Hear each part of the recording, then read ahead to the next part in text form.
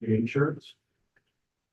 Unless we're in compliance with pretty much what's in this code, help that home hardening. So making sure that area is 0 to 5 feet from the home is pretty much bulletproof.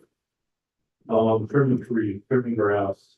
We're getting letters from Georgetown because the grass across the street at the public park is too tall. I've already had one letter we had to fight. So I think we're gonna see more of that. That's why we can do code. I think it's whether we like it or just like it, it's always no based on it. So that's the big takeaway from this stuff. The CWPP, 174 pages of light reading in front of you. In your packet is are pages for Georgetown that are pulled out of that. The CWPP, which is a Community Wildfire Prevention Plan, Protection Plan, there aren't any projects in there. Now, for those that remember the implementation plan in the 2008 CWPP replaced, we had a series of projects. Pulled it off the shelf in 2020. How many projects do you think were actually even touched? None. So this is a 5-year document. It's designed to be updated about every 3.5 years. We start the update process. Every 5 years we re-adopt and go on. So it's a living document by design. All of our grant eligibility is based off of this document. So having one right now that covers all this means we're grant eligible, and we weren't prior to this. Because your grant, if your CWPP is over 10 years old, it's like question 3 in a grant application, and you have to check no, you just stop filling out the application. So we're grant eligible for wildland grants, which is a really big deal, I think, from my perspective. And it should be a big deal for what we're doing in towns. So there's a section there for Georgetown. We want to plan. We want to start talking about mitigation actions around town. So over the next, through the summer, we want to hold a public meeting up here. We did one in Idaho Springs as a tester that we cover the CWPP. We start talking about projects. Start talking about the things that you worry about in your neighborhood. It could be your neighbor's house. It could be Fidelity Pass. It could be anything. So we want to start consolidating that data, saying, hey, these are the areas of concern. These are the ones of the highest concern. And we start, as a group, this is a group thing. We start figuring out what we can do to reduce the risks. So from my perspective, the first thing we should work on within the Georgetown area is how do we mitigate around underwater treatment plant? Because if we don't have water, we can't live here. I think we can all agree upon that. So that's an easy area of focus that we can design a grant application around, and we've also got some capacity with the fire authority to start doing some work up there. I think that's our first focus there, putting that all for everybody. Protect the water, protect our ability to get around town, start working on home hardening at the same time. So, which leads me to, you'll start seeing the local crews in town. So does everybody know that you have staffing Georgetown 24/7 now? It's 2, it'd be more, but I ran out of bedrooms. But it's 2 people, it's 24/7, 7 days a week. Hopefully you're seeing good results from that. And if you're not, I want to know. But so far the data shows that it's pretty marked difference. So with staffing, it's good. We want to continue to do some inspections with the crew level. So you'll see members of the ship crew going door to door this summer talking to residents. And it's about making sure your house, you don't have juniper next to your house, making sure your trees are working with you to trim back trees. Vents in your house are covered, your gutters are clean. It's really simple stuff. And that's the stuff that makes all the difference. So they'll be out doing free evaluations in town and just working with neighbors. And the whole point of this is neighbors helping neighbors. Even if you don't like your neighbors, it's good that it's forced me to meet my neighbors. So you'll start seeing that this summer. Hopefully it makes a difference. It's not punitive. It's not you shall do this in any way, shape, or form. It's you might consider these 12 things. We know we have seniors in the community that can't do the work. We're not willing to do all the work because we don't have capacity, but we're willing to help out as much as we can. But we have at-risk adults in the community. We've got seniors. We've got mobility limited that we want to help. We've done this in other areas. We also we've been shipping throughout the community, we wanna do the same thing here, so if you guys are good for it collectively. We would like to ship material from people's yards all summer, preferably probably down where we do event parking in the corner. I only ask that your public works department doesn't push it up into a big pile. If they can leave it loose, we would like to come in a couple times each year and then ship that material. What we found every time we've shipped there, during cleanup day, we ship in May, of course, and cleanup day, most of that material ends up in gardens in town. I don't know how many bins we've loaded and trunks we've loaded with that, some material gets used. Any firewood that gets generated in any of our programs goes out in the community. We have a long list of homes that get firewood all year long, so if you have trees that you're taking down and you don't want to use the firewood, let us know, we'll make the firewood go away. That all goes into that program and gets distributed. This year it's been a little warm, so we haven't distributed as much. Through the winter is normal, but we distribute about 200 cords a year in the community, is about the average. All from project work, it's really at no cost. We'll deliver it, we stack it, we've got a series of homes that we stack wood every year and we check their piles. So we have a list now, work with Tracy Troyer with the county, she gives us referrals, she does an amazing job. Got a new person, can you go talk to them, see what they need? So that's all from the mitigation perspective. The other thing you're gonna see the crews do is it's crew level inspections for businesses. If this is, again, it's not our goal is not to go in there and go, you need to fix these 12 things right now. That is not the point of inspections. The point of inspections in fire code compliance is we wanna make sure the business owner can continue to operate day after day without suffering a loss. How do we get there? Improve safety is collaborative. It's definitely not I'm gonna write you a citation and if you don't fix this in 30 days, we're gonna have fines. It's, can we incrementally improve?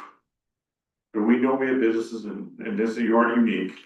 We have historic downtown districts that many of the buildings didn't have power when they were built. Power was added.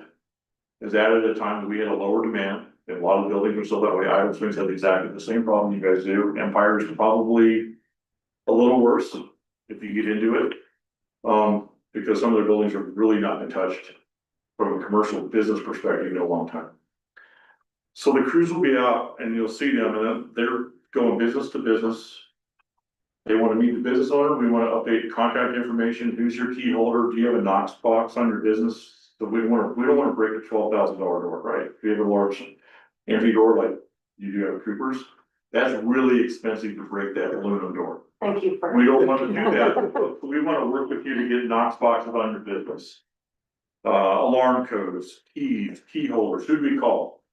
Who's the first person, second person, third person we call at 2 a.m. if you have an incident in your business to make sure that we have access so we can mitigate the hazard.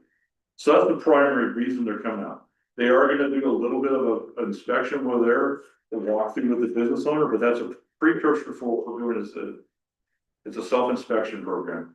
We're gonna give you a form, we're gonna walk you through it. Every year you send the form in, and all that form is a prompter is, oh, I haven't done if you have an alarm system, I haven't done it this year. I haven't done my sprinklers. Oh, I need to do my extinguishers. It's more of a memory prompter for us. So we want to come in from a self-inspection to a collaborative inspection perspective versus we're gonna send an inspector in. They're gonna write up 75 things and we're gonna give you time. That's not my intent. It hasn't been my intent to do this. We just want to incrementally kind of chip away at this. If that makes sense. Hopefully it dispels a little bit of the fear I hear everywhere. And yeah, I'm a code, I've the code certs and I understand that the code says this, but I think there's some gray area in the code a little bit and there's a path to get there. And every little thing we do, whether it's here or anywhere else, it's one step safer. Be a little bit safer, we slowly get there. It's a marathon, not a sprint, that's the whole point. So I think it'll be productive. Any questions on that so far? Seem we're fairly reasonable? Yes. Okay. That covers like 99% of the next 6 months in like the abbreviated version. Cover the code, we cover the opportunities to live. Mitigation should be driven by you guys. to be delivered by your neighbors. That's our intent. It shouldn't be mandated by the fire authority or the Forest Service or anybody else. It should be, how do we work together to reduce risk? And we can write grants, and we've got a 3-person MIC crew. Again, this year, and we'll do projects, they stayed fairly busy, they worked 22 weeks, this year is gonna be 22 weeks versus 26. And they were busy from day one to the last, to the point that we were shipping, we had staff shipping from 5 days after the crew was off this year, because we had projects that we targeted, so. So we'll ship in your yard, if you have material in your yard, give me an address, we'll come ship your material. The whole point is reducing the risk. And what we don't want you to do is, well, we have to rent the chipper for $200. Why? Call us. If it takes us 15 minutes to chip the pile that you spend the weekend generating, we do it on Monday, that's a win. So that's the whole point of what we're doing. The chippers that we run one was a state grant, the large chipper was a state grant, we've got 2 smaller chippers that we can loan out within the neighborhood, neighbor to neighbor, which worked out very well.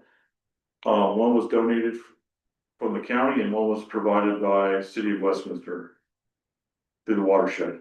They paid for it outright, $15,000 worth of check, but how soon could you buy it? So they were investing in our safety, because our safety is our water source. We get on the watershed, it's 450,000 people down the hill rely on us not to screw them. So that's kind of the gist. Any questions?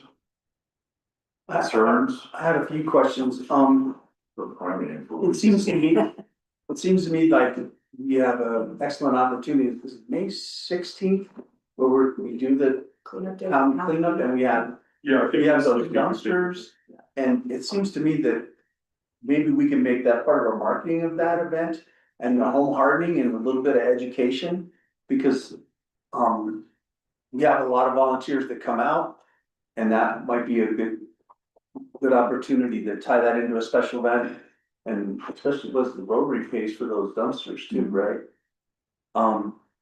Yeah, the Rotary is heavily involved in making that entire event.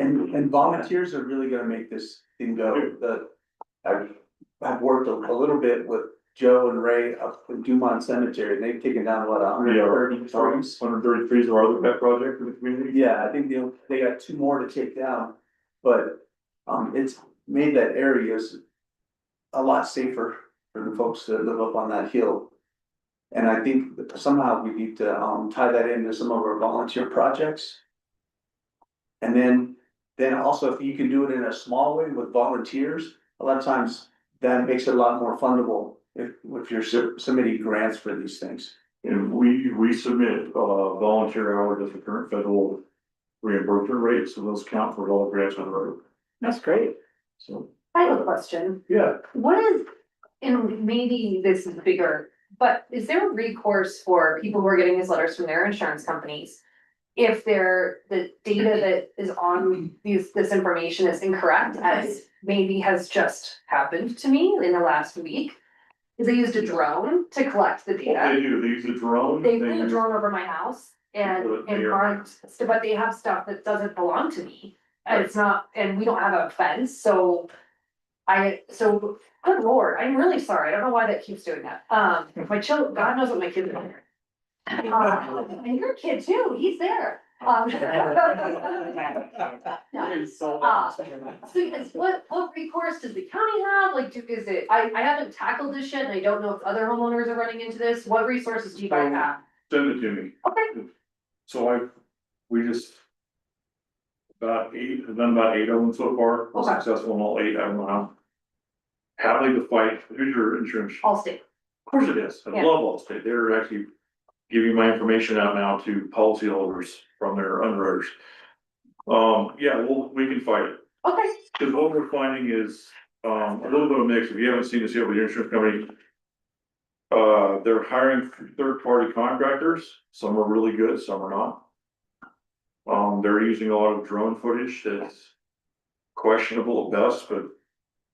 What they're finding, well, you don't have a cap on your chimney. That, we're seeing a lot of those.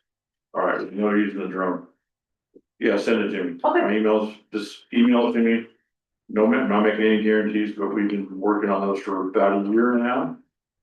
And Allstate's probably the easiest. Now I kind of understand what the underwriters are looking for, and we write a letter, and we've been pretty successful. When talking to the agents, it's not a hundred, you have to do 100% of these things. If you're making an effort towards even 80% of them, then there's the underwriters accepting the policy and doing this. That's good. I worry more about people in the community, like you mentioned, we have the vulnerable, the elderly populations that are maybe not as sad with this stuff, and so that's great that we Send can, them to us and then we'll Perfect. help you with people. that's awesome. Thank you guys for doing that. I think it's our only option is to try to fight these as much as we can. That's a And it's great, been all over the board, from really thorough inspections. That was 100% legitimate to inspections that were like, I'm not sure what house you looked at, but it wasn't the house we're talking about. We've seen the whole game. Wow. I'm in the wrong business, what I figured out. You're now probably way more money. Because it's a big market then, so we'll fight it, do our best. And some of it might be that we start having those conversations with, it's not your house, it's your neighbor's house. I'll help you with the conversations. I haven't been beat up in the parking lot yet, I'm working on it, we're close, couple of months, not quite there. So that's the whole thing that we're trying to, what we did in York Gulch, for example. Great community. Historically, neighbors didn't like neighbors. They lived there for a reason. Now we have kind of we're 3 years in it, we were 4 years in it, we kind of have a monster. They all work together, they have a Facebook group that coordinates when who chips next. When they have the chipper, and then now they build piles. So we went from, I don't really know or like my neighbor per se, because I don't know them, to I know my neighbor, we're on the Facebook group, we're doing work together, we're helping each other. And they've done hundreds of acres of treatment in the last 4 years. that's amazing. That's great. So I think we can do the same thing in town, just by starting those conversations. It sounds like there's a lot of education. There's a ton of As Amanda education, was there's a pointing lot out. of it, Right. if you get on our website. There's a page on the Quick Fire, there's a whole bunch of information on there. And if we're continuing to add more to that, and if you want more information. Let me know what you want, what you're looking for, or probably have it in the database. So we're just trying to get information out there and then work with people one-on-one or at the neighborhood level. To kind of reduce risk on top of, the normal response and stuff that the crews are doing. Again, if you have any issues with the crews. You feel like they were slow, you feel like something was amiss, let me know. Cause we wanna know that, we want that feedback, too. We're not, tell us some good stuff, helps everybody. Great, thank you. So, And this is being driven by the state, right? The wildlife. yeah, it's driven by the state, Right, the resiliency code is approved by the state, it's mandated. So yeah, it's, so we need to come into compliance with that. yeah, whether we like it or don't like it, we work for it, it's forced compliance with, it's kind of an unfunded mandate, in my opinion. I think it's good that we're heading that direction. Right, Oh, and the fire authority, of course, you guys are under the fire authority for adopted code. We are currently on the 2024 IFC fire code for Georgetown. That is a good thing. Cause you guys historically were on the 2015 to the 2018 code. There's a ton of stuff, and there's a ton of stuff in the 15-18 code that is kind of junk. Mhm. They got fixed in the 21 code, the 24 code is even better. So the benefit of being on 24 code is there's a lot of stuff that used to be, it was hard to comply with, that didn't make the revision. The committee decided there was a reason it should have been eliminated before they did that. So hopefully that makes it a lot cleaner. I do ask you guys to work to adopt the 2024 code set for building code. Existing building codes, like you guys are sleeves and safe built, right? Yeah, what did we, are we on 21 for that? 20, what are we for the Or building code? 15 for 2015 for building code? Yeah, so Really? again, Update to 2021. That's what I thought. We haven't actually done. so the county's going to the 24 code, Idle Springs is 24, going 24 code. Empire's gonna go to the 24 code, I asked that you guys go to the 24 code. And then we go on a 6-year cycle where we all update the codes at the same time. That'd be awesome. It's really awesome, it's awesome for contractors, because we expect contractors to know what the code is, and literally, over here is this code, and they step over this line, it's this code, it's really hard for them to do business. The county is gonna go, Idle Springs is gonna go to it, so it's gonna, Sprinklers in all buildings, it's $3 a square foot for new construction. That's pretty economical. And the builders are probably gonna say, oh, it's killing us, it really doesn't kill you, and again, if you wanna insure your building, a new construction. Having it sprinkled is that one thing that goes, oh, it's sprinkled. It meets all the requirements outside of the sprinkler, they go, great, here's your insurance. That's a big change, and that's gonna happen, the county outside, and the corporate part is going sprinkler, we've been requiring for any driveway deviation for 2 years. Big shift, probably, we think it's a positive shift. Historic buildings are exempt. So you gotta remember that, the existing, like, historic buildings are exempt from the energy code. That got missed there for a while. There's a lot of exemptions for historic buildings. So this affects new construction. In a community, it doesn't affect existing unless you modify over 50% of your existing building, which very few people do. And if you do that in a historic building, there's a whole bunch of exemptions, so it's not a detriment to the historic district. But there are some benefits even in historic district, like if you look at Bojo's or Tommyknockers and Idaho Springs, these buildings are 100% sprinkler. It says protection, they want to protect their investment for the long term, I think it's amazing. Yeah, So there are options out there to make sure your downtown stays your downtown for the duration. So that's all that's coded off and that's currently going through. well, thank you. Where are we with the ISO rating? I know when we were discussing it at the county level with that other study that was done a couple years ago. We were so close to getting the, you know, We're currently at 4, we're about 3.5 points away from being a 3. So we're hoping we can get an evaluation in the 26, we tried to get one at 25 and they couldn't get us into the cycle.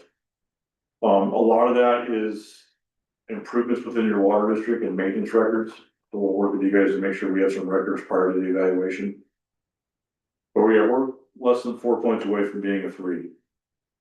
That's a really big deal. We started out as 7. The original path was a 7, we were 5 for a long time. So going to a 3 is puts us on par with Evergreen, places like Evergreen has hydrants and all the normal stuff they're feeding. So we're right on the edge of being at the same level that they're at, and that helps with their insurance, makes it a huge difference for affordability. grant is. That was to be evaluated this. Requesting again, I'm hoping we can get on the cycle. Okay. We've got a limited number of site visit inspectors. And I keep submitting if we've made these improvements, where are we? Which is what prompts that, and I'll continue to do that, and then I'm hoping we get hey, we're gonna be out there in August, great, come on out. That's been the thing to get to, we wanna get to a solid 3 and stay there. Well, thank you very much. I have one more question. Yeah. Along, inspection. Yes. You guys been doing some fee changes though, right? So I did, thank you, we did change our fee schedule. So historically, I'll be as blunt as I can, we've done a whole bunch of stuff in the community for free. And that's good, bad, but otherwise the fee schedule does change. It's not a huge detriment, for example, a new sprinkler system is a $4 permit fee plus $4 a device. Along in the same way. It's not designed to cover the cost. So we project about a $25,000 revenue stream from operational fees in 2026. The inspector position alone is a $90,000 position, not counting benefits. So it's definitely not we're making money. All it's designed to do is a cost offset. It also allows us to better track. So we're electronic permits now. You'll get an electronic form in the permit, they're tracked, there used to be paper permits, I hate paper permits. Because there's no good way to track them, there's no good database to look that up, it's all electronic. Gets emailed to the contractor, gets emailed to the owners. It's a cleaner system, it's been in effect since the first of the year. And I'll get you guys a copy of the new fee schedule that we finally adopted the fee schedule to, which isn't drastic. It's actually almost the same as Summit County, and Evergreen is redoing theirs right now because they're antiquated like ours. They reflect the cost recovery in any way, shape, or form. So it will affect you for, Christmas market tent, there's a fee for the tent, there's a permitting process for that. We've always inspected it. So all we're doing is formalizing that. You get a permit for that, you get a permit for the, ice hockey, there's a permit for special events. We've always done the review for special events, we have staff time involved. We've never actually accounted for that, we've never issued permits for those, so there'll be permits for all of that stuff.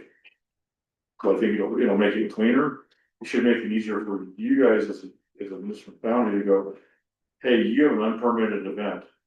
They can't produce any documentation, they haven't gone through your process, our process. It puts you guys in a pretty defensible position to go, you didn't follow the process. Historically, we haven't been able to do that, we've tried to come behind it and argue, and you tend to lose, so we're trying to get the process in place, protects us, protects you guys. This makes it a paper trail for those events. And safer, at the end of the day, it's all about safety. Right. We don't need a major event in a tent full of people because we didn't do our due diligence. We want to make sure that everything goes off without making it safe year after year. Great. Thank you. Any other questions or comments for Jeremy or Daniel? Well, thank you very much. This is, wow. Our This- contact on our website, Yeah, if you have a question or concern, call me. The number on my cell phone, same as his. Send an email, whatever comes up in the middle of the night, kick an email off. Hey, I was thinking about this, what do you think? That's the entire intent from our perspective. This is open communication. We'll figure out, we'll problem solve together. We may not have all the solutions, but we probably can find somebody that does. And we're willing to help look for that person, so. appreciate it very much. Awesome. Well, Thank y'all. you. Thanks for being so available. Appreciate you. Yeah, and congrats. Yeah. Congrats, Daniel. Bad adult decisions. Thank you, guys. Yeah, thank you guys. Have a good rest of your evening. You do. Thanks, Daniel. So Bridget, do we have Sergeant Straley online? Did he make it? Did he?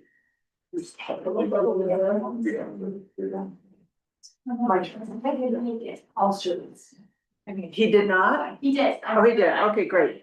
So, if he is available, we can look at, again, under presentations, a law enforcement update. It's in your packet. There it is. Okay. Hi, Sergeant Straley, can you hear us? I can. Once you There you told me go. to panelist, it locked up for half a second, so. All right, no, I'm sorry to hear you're not feeling well. Yeah, I'm getting a little bit better, but it was a pretty good sinus cold that got me pretty solid, so. Yeah. Of course. So you have the floor. All right, well, just touching base, doing the follow-up on January stats that I sent out.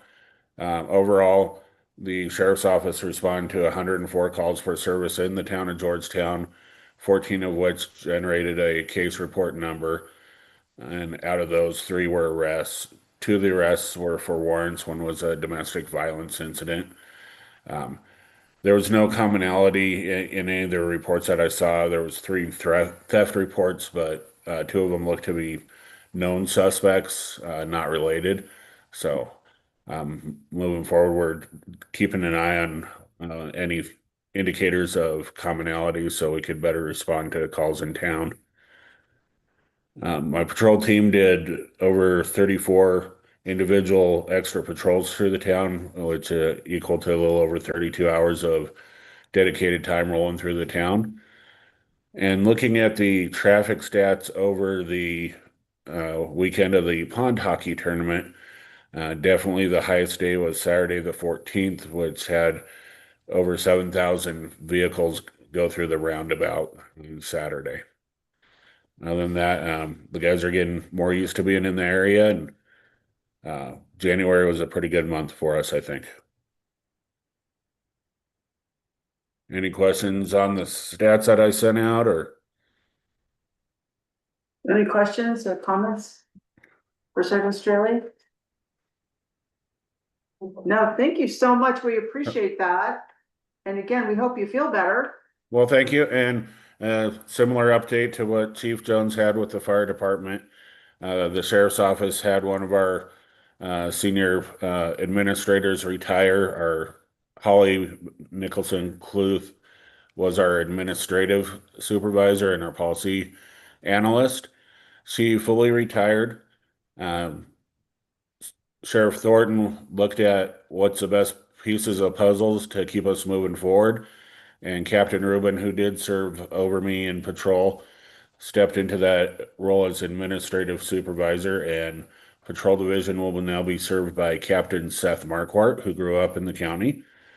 Ryan Bill will be taking over as both patrol and investigations lieutenant, and he has over 16 years with Golden PD. And I get the opportunity to go back to the job I love, which is being on the road and serving the people. So less meeting times for me, but I will be dedicated to you guys. Well, we're very happy to hear that. Congratulations to all, including you. Well, thank you. Thank you. Any other comments? Can you confirm for us, you're a lieutenant, right? As of yesterday, I am now a sergeant. So, Okay, sorry. so I think it, it's happy. We just have you listed as both, and I just wanted to confirm for the correct title. Yep.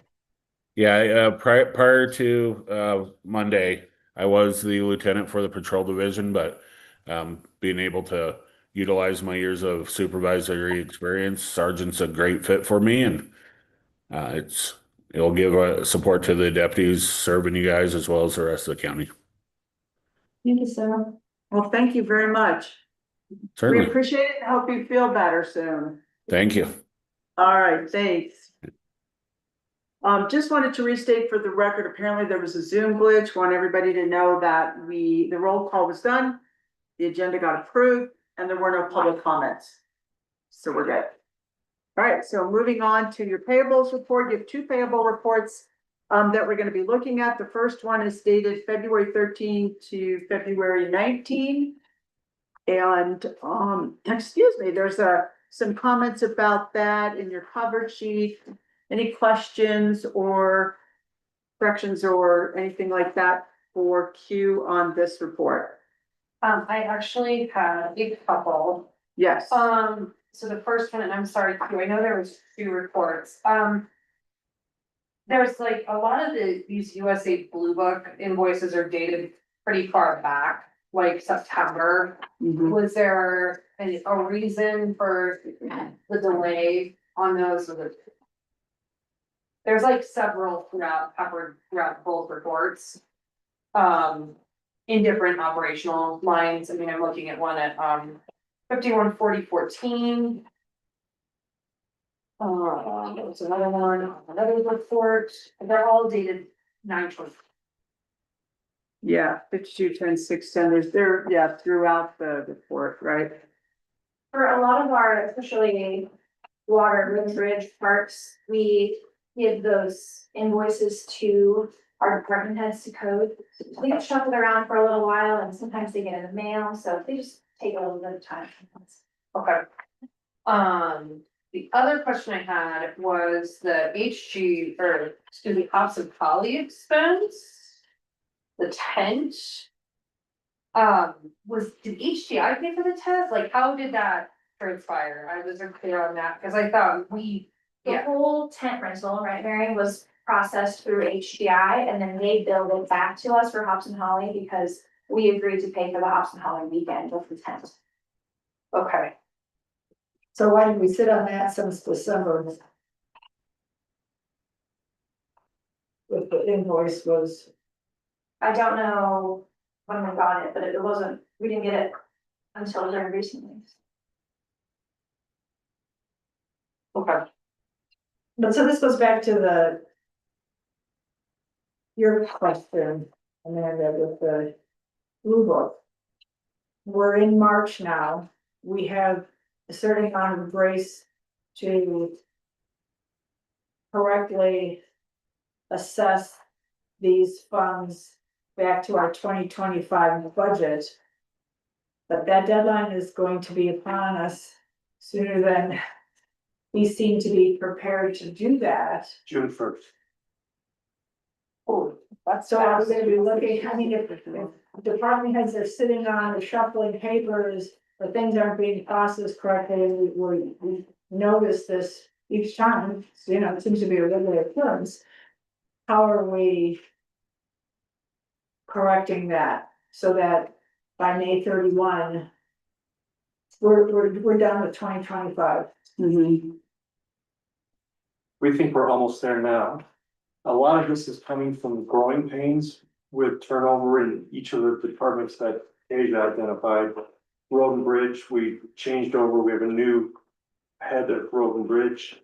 We have a new head of the utility, and we recently just made Parks its own entity, sitting apart from Public Works. So each of those three directors are getting the hang of what it takes to process these invoices. And so they, especially over in the utility, which I think is where most of the blue book stuff is. That has been a challenge considering that everything was done by a certain person in that one department. And now we are educating and training that person, the replacement, how to do that. We're also a bit strained with staffing in general in that department, so we've hired 2 new people now and hopefully we'll get them trained up and everybody will be, Eric will have more capacity. He does pretty well for, I think, the situation. And I don't know when we got Kent one, but I didn't see that invoice until a couple weeks ago, so. So what happens if an invoice comes in after June 1 for 2025? We have to close the books in June. So that's what they call the 13th month, which really not the Right. 13th month, it's the 6-month period that we have to Right. close the books on 25. Once we close the books on 25, then future expenses going forward will be booked for the budget year 26. 6. So when we get to that, closer to that date, we will be doing a review of everything that we have going on and making sure that we don't have any outstanding Lingering. invoices or lingering expenses, but being that we're always processing those, I see those all the time, you sign them, I don't see any invoices coming in now that are pre-January 1st. Yeah, I'd have to go back and look, but, Mhm.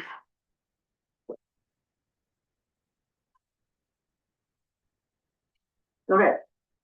Any other questions?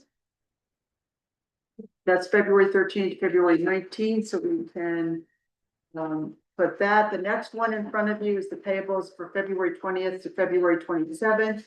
Any questions on that?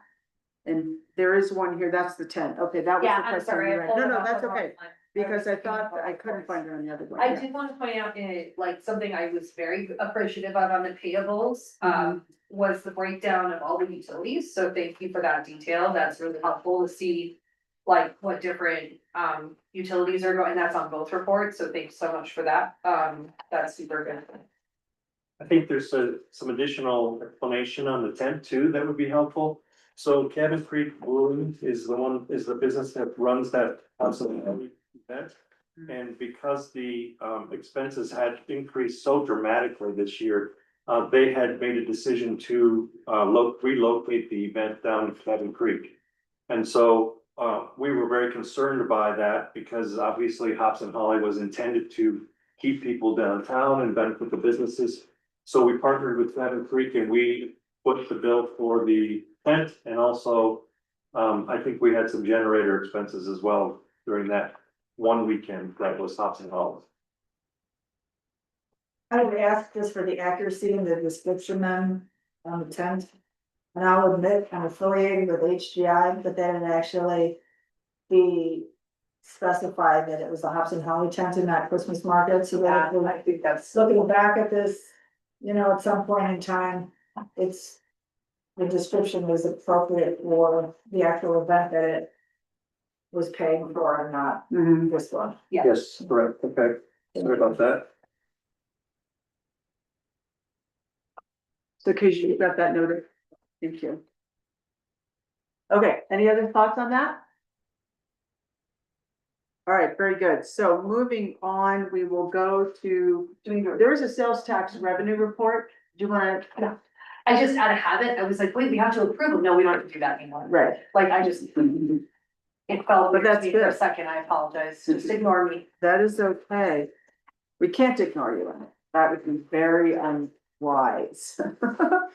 Okay, next item up for your approval to be approved are the minutes from our February 10th meeting. You have in your packet, or you have passed out to you the version that has included Mary's edits, included my edits. And we do have one more edit to make on page 3 of the minutes under item 6, consideration of Selectman Connell's resignation. The motion was seconded by Selectman Sassoon and passed by the 5 remaining selectmen. Selectman Connell abstained. I wasn't here, so that should be So 4. 4. Thank you. And that would also apply to the next motion. Anywhere it says unanimously, then should we reflect that Amanda was not here and it was? I'm reflected as absent, but if it says 5 remaining selectmen, that would be. That would be, yeah. But again, the second one where Rich expressed our sincere appreciation, that one, I don't think Rob was patting himself on the back for that one. No, I think we're. He may have said, Well, but we should have that correctly. We'll give him a hard time about it. okay, so how should that be corrected? Let's put the wording out Use there. the same language. Okay. For all of them, approved, 4 votes in favor, Canal abstaining. And you can use that for all of those actions. 4 votes in favor, Connell abstaining. So, any other comments on the minutes? Okay, do I have a motion to approve the February 10th Board of Selectmen meeting minutes as amended? I'll make that motion. Thank you, Dwayne, second. Second. Thank you, Alex. All those in favor? Very good. Any opposed? Thank you. Those minutes are passed and accepted. Okay, so our first action item is interviews for Ward 1 Selectman vacancy. We have our 2 candidates here with us today. We have Mike Huggins and Matthew Skeen, and we welcome you both. We're very excited to have you here. I know you have both, and each of you individually sent a letter. We have those in our packet. We have read those. And there are questions that the board would like to ask each of you in turn. They're going to be the exact same questions. And so direction to the board would be that I will read the questions, we'll listen to the candidates, and then if any of the board members have any follow-up questions or comments, then please make them at the end of each question, okay? All right, so shall we start with Matthew Skeen? Okay, All right, sounds great. Well, thank you. So, Mr. Skeen, why do you wish to serve on the Board of Selectmen? well, I've been a member of the Board of Selectmen for 8 years, many years ago, And you want to come back? and I want to come back. And I really enjoyed it during that time. It was challenging. We had a lot of interesting problems that the town was faced with. As you know, you see tonight, and it was kind of interesting because one of the things that I wanted to follow up on, I was on the board when that fire mitigation plan was approved. And so one of the questions I've had ever since then is, gee, how are we doing on coming up with some action plans? And that was particularly true after last January 1st with the big fires in Los Angeles. And I think it kind of shook everyone in town to see, fires just sweep down the mountain, and we're at a high altitude, maybe we have a little protection for lack of oxygen, but that's something that and so it was very interesting. First meeting I've attended in 8 years, and my first question was answered, what have you done? Nothing. Which is Well, good. not all that surprising, but yeah, it's as you all know, it's not easy reviewing your packet every week and coming up with the questions and trying to understand what's in your packet. I mean, that was always a challenge, and I'm kind of ready to do it again. Great, thank you. Any questions from the board? On that one? All right, Well, I have one yes, question. absolutely. If you've already served 8 years, how does that work with the term limits and all that stuff? Well, once there's a gap, There's a gap. You can start again. you re-up with additional 2 terms if you're up for it. Some people don't want to, but You're you're, sort of looking forward to 1 year. 2 months, 1 year, a month and a half, whatever it might be, we'll see how it goes after that. because this appointment is for the remainder of Right, Rob's an term. interim I just period. wasn't sure how that worked. Yeah. And the charter provides, of course, that if there's remaining time, and there is, right, in Mhm. Rob's term, then at the election in 2027, there will be a 2-year term on the ballot, because then it completes that cycle. But no, Matt is eligible because he's not been on the board for Very good. What is the minimum period of time that the gap has to be? 1 term. 1 term. Which is 4 years, right? 4 years, Yeah. 4-year term. Or so, yeah. Very good. So I know. I'm just planning my future. All right, so moving on to question number 2. What qualifications do you bring to this position that will benefit the residents of Georgetown? Well, I've been here a long time. And my prior experience as police judge and member of the Board of Selectmen, I have a certain historical memory, which I think could be useful. I practiced law for 30 years, 40 years, whatever it was. Now my practice of law really didn't have anything to do with municipal law or liquor law or anything like that. I was more in commercial and bankruptcy and growing wills and real property but I do have a little memory of what the practice of law was like. I was happy to see Jerry here again. I learned a lot from him on my previous times. And is Cindy Cavell still a water lawyer? She's successfully retired, Oh, she did. Okay. but that firm still represents the town for water matters. Okay. Well, water law, as you all know, is thing unto itself. And I spent a lot of time with Cindy in those days, learning about the Farmers Highline Canal and Right. Fiddler and County and Blackhawk and building the dam and sharing the water and all those issues. And I noticed on the agenda that that Jerry was going to be working with Sukup on the Bighorn Crossing, and I thought, my gosh, that's still going on. I was there at the. So fire is super. We say that to ourselves all the time. So, I have a little historical perspective on that. I have, over the years, I've kind of recognized that, I don't really have an agenda. I don't have some grand program to accomplish with Georgetown.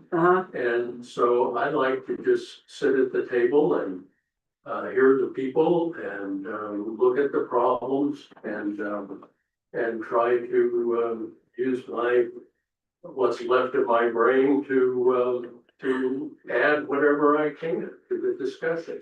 Very good. Thank you so much. Board, any questions on that one? Okay, very good. Third and last question. How familiar are you with the town's government? I think you've just spoken to that pretty eloquently. Its legislative process and the role you could serve as selectmen. I think we could just put ditto, but would you like to add to that? Well, as Jerry reminded me this morning, I was sort of the drafter of the revised town code. And so I do know a little bit about it, and I guess there's been some changes since then that I can learn about.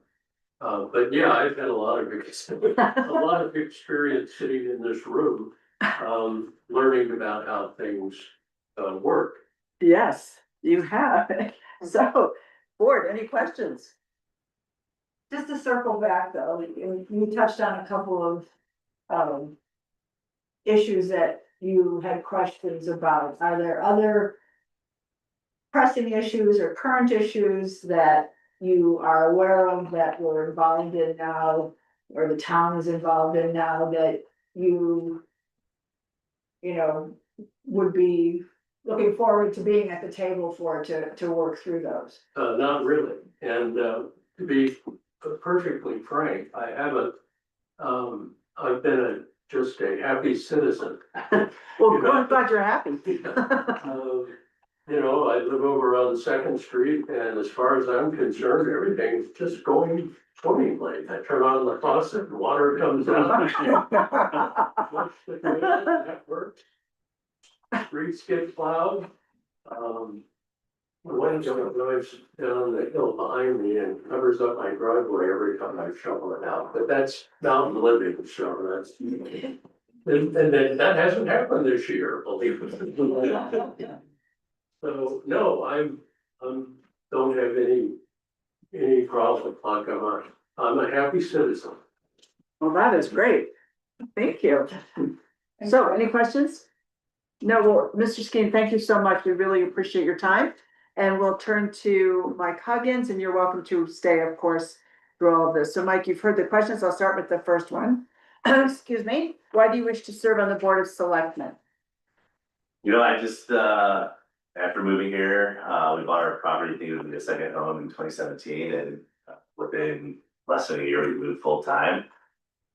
Mainly just being enchanted by the community here, especially. We had thought, mountain living would be like I said, a second home type thing, and the sense of community here drew us in, my wife and I, and always wanted to be involved as much as possible in all levels. And I attended most of the meetings of the business promotions committee just to see if I was felt like I was personally a fit for that committee, and dedicated to being on it, and I've been on it for about a year, I would think, by now, and enjoy it immensely. And just want to expand more involvement. I think most of my objective with anything that can have influence is trying to provide more insight into how we can get more economic development to this full community, this whole valley, but especially Ward 1, seeing as how we have 6th Street, the actual historic business district. Would love to really see any angles of influence I could bring more activity to that area. So. Great, thank you. Any questions for Mike on that question? All right, very good. Question 2. What qualifications do you bring to this position that will benefit the residents of Georgetown? I mean, I think one unique thing is being, small business, retail, guest facing businesses for majority of all my life, adulthood and even adolescent in Detroit, where I grew up, running car washes. I see this district, and the 6th Street is being all retail. And most of my business is happened in Arvada. I sat on the board for the Business Improvement District ever since its inception. Was the president for 3 years of it. Watched a lot of their downtown district make huge strides and improvements. And also we've had the losses, especially with the pandemic. And I think we're all being pupils of that in all walks of life and whatnot. And so I think those are the biggest qualifications I have, especially when it comes to working municipality. I said on the visitor center board still to this day. So a lot of my objectives, as I stated before, is mainly economic growth and tourism, and helping other businesses, coexist with each other. Great, thank you. Any questions on that for Mike? All right, third and last question. How familiar are you with the town's government, its legislative process, and the role you could serve in as selectman? You know, as a resident, you know, my interactions, you know, with the admin, getting through a lot of, different, aspects of the government and the, I guess, utilities, you know, owning various rental properties. Mhm. A lot of lessons learned there. The business promotions, committee, seeing how that, interacts with the board of selectmen itself, the admin, the staffing, and attending a few of these meetings, especially when we went through the transition of our law enforcement, was a huge learning for all of us. And being an outsider and seeing, you know, the community's reactions to a lot of the moves that were made and whatnot. So I have to admit, I am way more shallow experience. That would be hard to beat. Which, but that's why I like to be here, is to get more involved and learn and grow with this community. Ooh, thank you. Any questions? I have one. Yes, absolutely, Amanda. So if you, what would you do with business promotions, like as far as your current, like what would that look like? Would, Well, that's a big question, and I would ultimately like to have some sort of level of involvement, if not full involvement, if there is no conflict.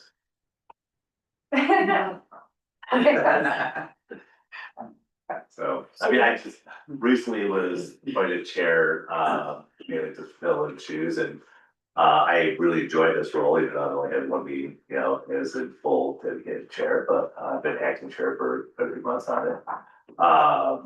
You know, I understand that'd be a conflict, so I would probably step aside from that and take on any other kind of role, or just attend the meetings. Or economic resiliency. or, well, yeah, that's something. All right, thank you. Any other questions? Well, we thank you both so much for coming forward, for volunteering, for being here, for being patient, waiting and responding to all these questions. We are so happy to have both of you. At our next meeting in 2 weeks, we'll have a discussion around what we heard here today, and then we will let you Next guys week, know. Right? 1 week. 1 week. Oh, I'm sorry. We'll just stop. I forgot we were in an interim. So next week, we'll be having that conversation and we'll be getting back. We thank you for that reminder. All right, any questions? They probably would want to know when the actual vote would happen, and then after that, when the first meeting that they would attend. We talked about that earlier, just if I were a candidate, I'd want to know We did, that correct. schedule. So we would be discussing at the next meeting and voting at the next meeting, the way I understand it. Is that right? Work session, discussion, And and then- then potential decision at the regular meeting. At the regular meeting, and then the following meeting, 2 weeks after that, would be when the swearing in and the first attendance at your first meeting would take place. Does that make sense? Any questions on that process? Good.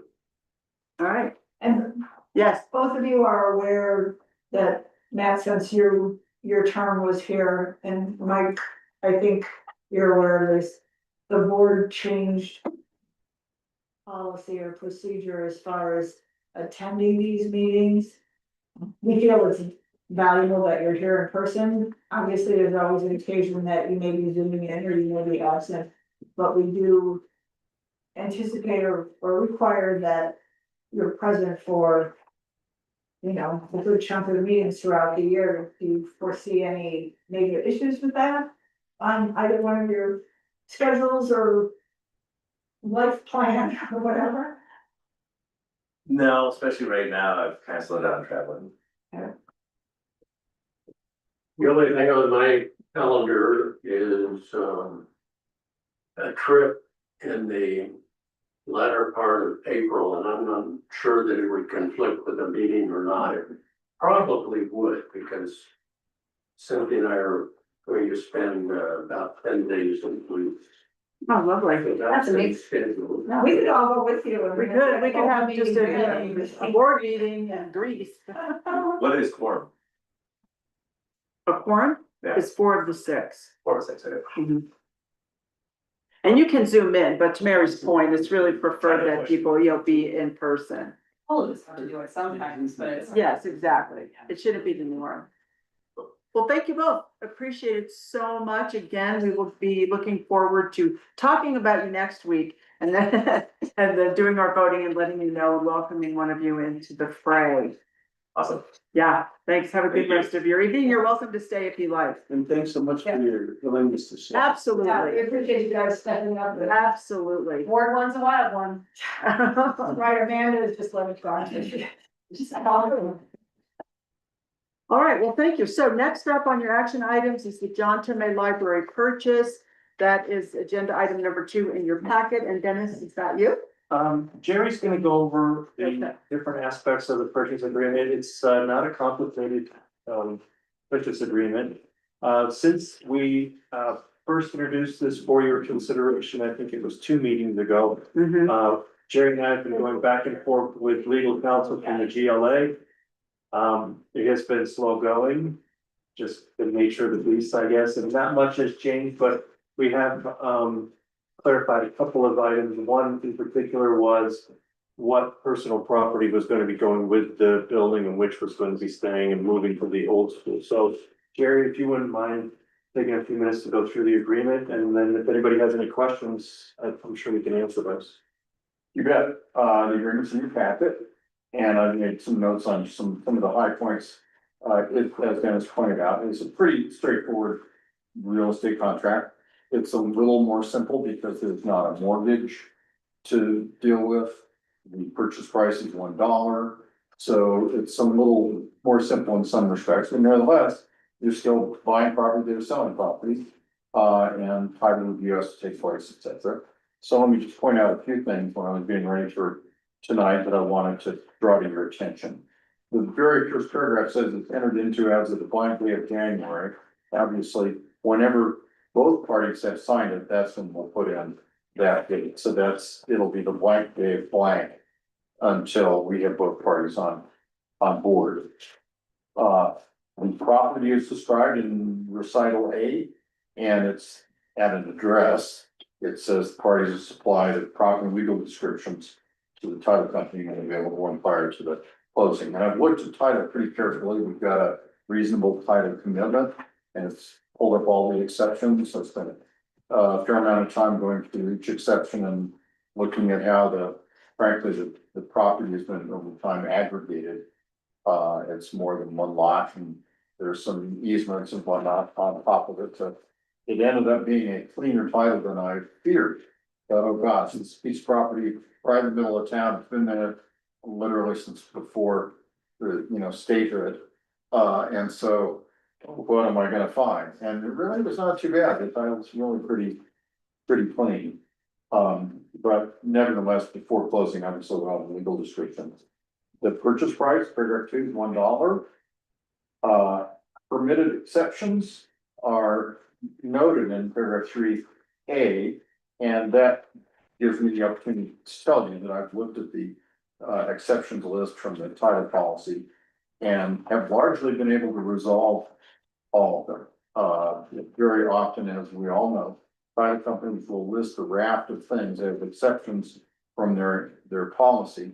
And really all they're doing is listing documents that are recorded that somehow they think might affect the title. They're always really liberal in listing those because title insurance isn't really insurance. Title insurance is them listing anything that might possibly be a claim as an exception to their insurance.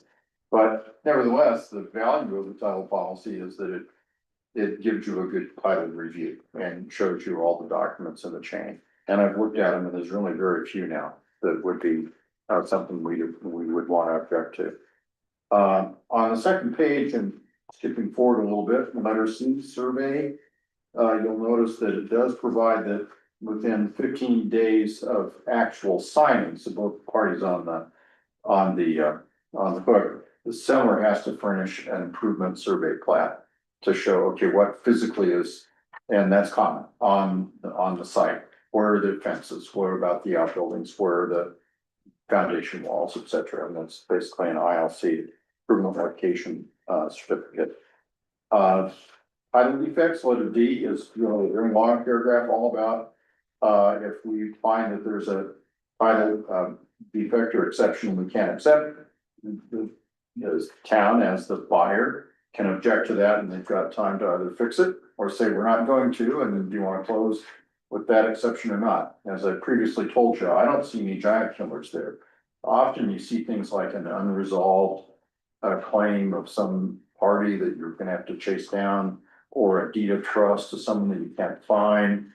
That really isn't the case, in my review of the title for this property. Over in paragraph 5, inspection. The town has 30 days from the date this agreement is signed to inspect the property physically and evaluate it, especially for any hazardous materials on site. And that's an independent reason for the town to terminate the agreement. It's sold as is, says paragraph 6, and that's often the case. This particular seller, especially when the town's getting it for free, is saying, you're getting it for free. You make up your own mind of whether you like it or not out of Georgetown. I think you have to respect that, but that's the spot we're in. There's mechanics liens, if anyone has made improvements to the property, those get cleared before the closing. I'm on page 46 of the packet, letter D, hazardous materials. All they can do, and all many sellers do, is say, based upon our actual knowledge, without any special investigation, during the time we've owned the property, we haven't put any hazardous materials on it. If you're buying what used to be a gas station site, and the current owner can say this, but you really, of course, know that it's the history, not during their ownership, but the history that's important. So nevertheless, we'll want to exercise the right to do some inspection, as was noted. There's some preconditions to closing, bottom of page 46, paragraph 9, and over on to 10. Those are all standard preconditions, with the exception of the one at the very bottom of page 46, which I think you're aware of, that the closing doesn't happen unless the library has closed on their purchase of the old school building. And that is, to be honest, what has delayed, I think, probably their attorney really wanting to completely finalize this agreement. As I think I mentioned a couple of weeks ago, Bart Miller, their attorney, has told me that they want to have someone in to inspect the old school building to determine if the floors that can accept the load of weight of books that they bring in. I don't know if they've had that inspection happen yet, but I'm convinced that this won't move forward much until they've really had that inspection. But I wanted to point that out. It's probably the most important condition in the whole agreement. Over on the next page, and we only have one other point to make. Letter F, kind of in the middle, is each party has to do the things that are necessary to close the transaction. But most of the closing costs are on the town. Yep. Other transactions you usually split closing costs, but again, library says, and I push back, I try to get, okay, we're gonna split all these costs, and they push back and said, it's getting to you for free, so. Private company closing costs, you're gonna pay those. There's, we certainly push back, but I think what the answer will be. What are those anticipated? It isn't too much, the title company putting together the closing documents, getting them recorded, handling the closing, $1,000, $1,500, something like that. Well, that's not. It's not, closing costs aren't bad, sorry, I thought it'd be like 10, so that's. no, yeah, it's closing costs are not.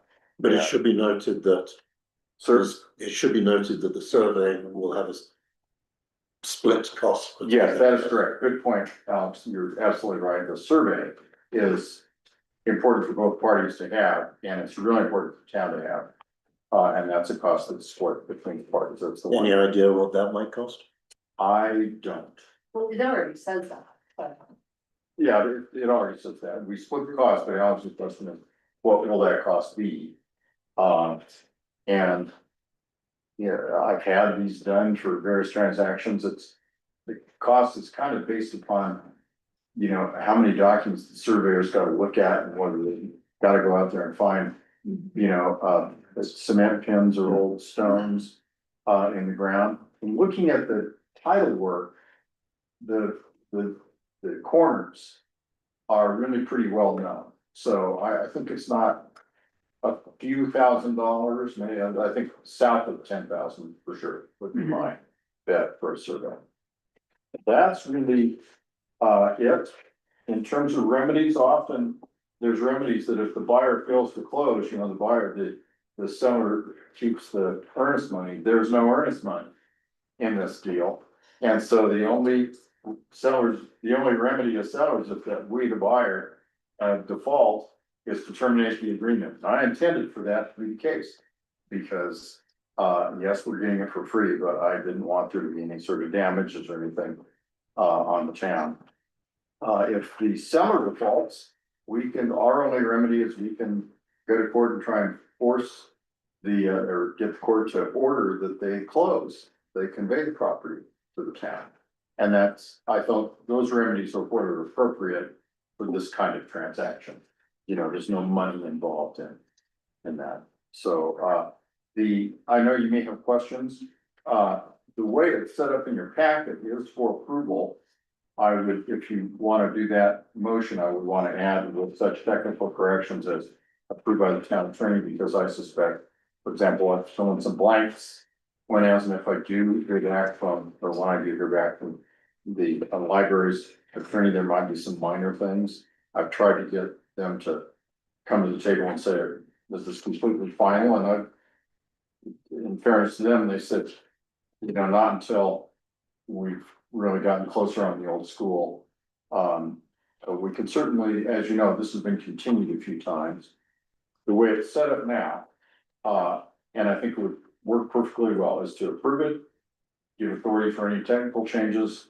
Then if all that we have are technical changes, when the library finally does satisfy themselves on the old school, we can get that closed and we won't need to bring it back to you. If, however, things change in some major way, a motion to approve it with technical changes tonight won't mean that we will close. Instead, we'll have to bring it back to you. It's a matter of how comfortable you are just getting this approval out of the way. And then it sits and waits until the the library kind of catches up. That's my short course, so happy to take any questions you have about this. So what contents or property attachments are included in addition to the building? Library stage a part of this, that becomes. Oh, yes, that's part of the Stage and property, library part of part of that. yeah. But what we were discussing was which shelf units were going to be staying or leaving, and so we are anticipating they would all be removed. All the shelving units will be removed, and as part of the renovation program that we have been working on these past month, 4 weeks to 6 weeks, we free up more space by removing those built-ins that are on the wall. And Libby, I had a conversation twice with her about that. They want those, but they just don't know where they're going to go yet. So they may get to the point where they take all of them but a few, and then they say, we don't want these ones, and then we'll dispose of those. And for your information, we have our asbestos and lead inspection scheduled for tomorrow. So Bob and the inspector will be going through the library. And we should have a really good idea of where we stand in terms of asbestos and lead paint tomorrow by the end of business. I assume that we're anticipating that it's going to come back positive for lead and asbestos, and that would just be part of our mitigation in any kind of renovation project. That's correct. We have no clue though at this point at how much is going to be over there. Bob's not too worried about it just because of the way that we have this plan. There's not a lot that's going to go on inside the building for demolition. I think he's estimating the cost is going to be around $13,000 or $14,000. And that's if we can't get somebody to volunteer their time to do it for us, Dwayne. And you can remove those pieces that they don't know what they want to do with anyway. Aren't you in the market for some more asbestos in your life? Or if you're just saying like, hey. Back in the day, you don't want to know. So that's a hazardous material, correct? Yeah, Asbestos? yeah. So if the inspection happens tomorrow, we're not under contract, but, you know, it's like an unbelievable amount of asbestos. Can we back out if we wanted to? Not that we would, but I'm just saying, could we? We could back out, Yeah, but the expense for no, I'm just remediating asking. that's not gonna be a big Yeah, deal. I gotcha. Okay, thank you. And then obviously, if we enter into this, we're not gonna close, but we'd still move forward with title, with inspections, et cetera, and then wait on close. Yes, that's right. I mean. Yeah, and do we have any sense of how long that's gonna take for them to remove that condition? Well, I think once they've had the inspection of the old school and decided they're gonna buy it, Mhm. then they're gonna have to actually set a closing. They'll have their own contract like this with, to buy the old school. But do we have any idea how, you know? Yes, we do. Yeah. I think that the closing for the old school has been set tentatively for March 31st. They were expecting to have their structural engineer report by last week, I think. So I have not checked in with them, but I would be surprised if they didn't have that either now or very shortly. So you're saying March 31 for their closing on the old school? Correct. Okay, got it. Wow. Very good, thank you. Any other questions? In terms of the expenditure for surveys and so on, is that coming out of the 800,000 that we allocated in the budget? Yes. Very good. All right, so there's a motion before you in your packet on your cover item, and so Jerry has Yeah. pointed out, go ahead, If sorry. anyone wants to make that motion. Yes, You plug in yeah, sort of right after the third line says to main Memorial Library Building. I plug in with such technical corrections as approved by the town attorney right in that spot. And then, and authorized police judge, et cetera. So Very just plug good. in with technical corrections approved by the town attorney, somewhere in the motion will do the trick. I can do that if you want. okay, Rich, I move to approve the purchase agreement between the Georgetown Library Association and the town of Georgetown for the purchase of the John Tomei Memorial Library Building with technical corrections made by the town attorney. as approved. As approved by the board And just say and authorized. and authorize police judge Kofod to sign on behalf of the town of Georgetown. Second. Thank you, Alex. All those in favor? Aye. Any Aye. opposed? Very good, thank you. That's great. All right. Yay. Moving forward, I know, it's gonna be very exciting. All right, agenda item number 3 is a safe built floodplain administrative contract in your packet. This is to be considered for approval. Occasion is this you? Okay, very good, thank you. And thank you, gentlemen. Thank Bye, have a you. good rest of your day. Thank you again. We appreciate your time. Yes, so you may know that there are several areas in town that are considered to be in the floodplain. Depending on where they are relative to the river or low points in the town, they are subject to different regulations. And frankly, no one on staff is really qualified to evaluate that. And so we have requested Safe Built to provide us with a floodplain administrator. We did check with Community Matters, which is our planning and zoning company, and they are not someone that will do that for us. So Safe Built added this as an amendment to their existing contract.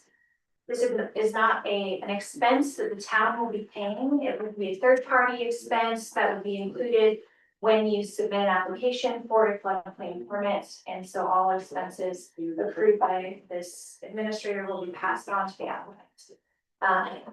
In this case, we do have somebody who's looking to build, actually, we have several people looking to build homes on Clear Creek Drive that will need to submit floodplain applications. And so We need to pause. Oh, wait, are we pausing? It's just these screens. Okay, very good. Thank you. Thank you, Mary, for pointing that out. All right. Thank you. Yeah, so that's sort of what pushed us into this. We were in a freeze for a little while, so we weren't building anything new. Now we've got little houses that are ready to submit these floodplain permits, and we want to make sure that we're doing everything approved. What's the time frame on that versus the building? How does that work? So what's that process look like? The floodplain permit, Well, if basically if I wanna build a house but what about room additions too and such, cause that should be affected by that also. yes, So now what's the process? Say build turnaround time is usually 10 days. for a plan review, yes. Right, so but how does that work? Do people know if I would submit a set of plans?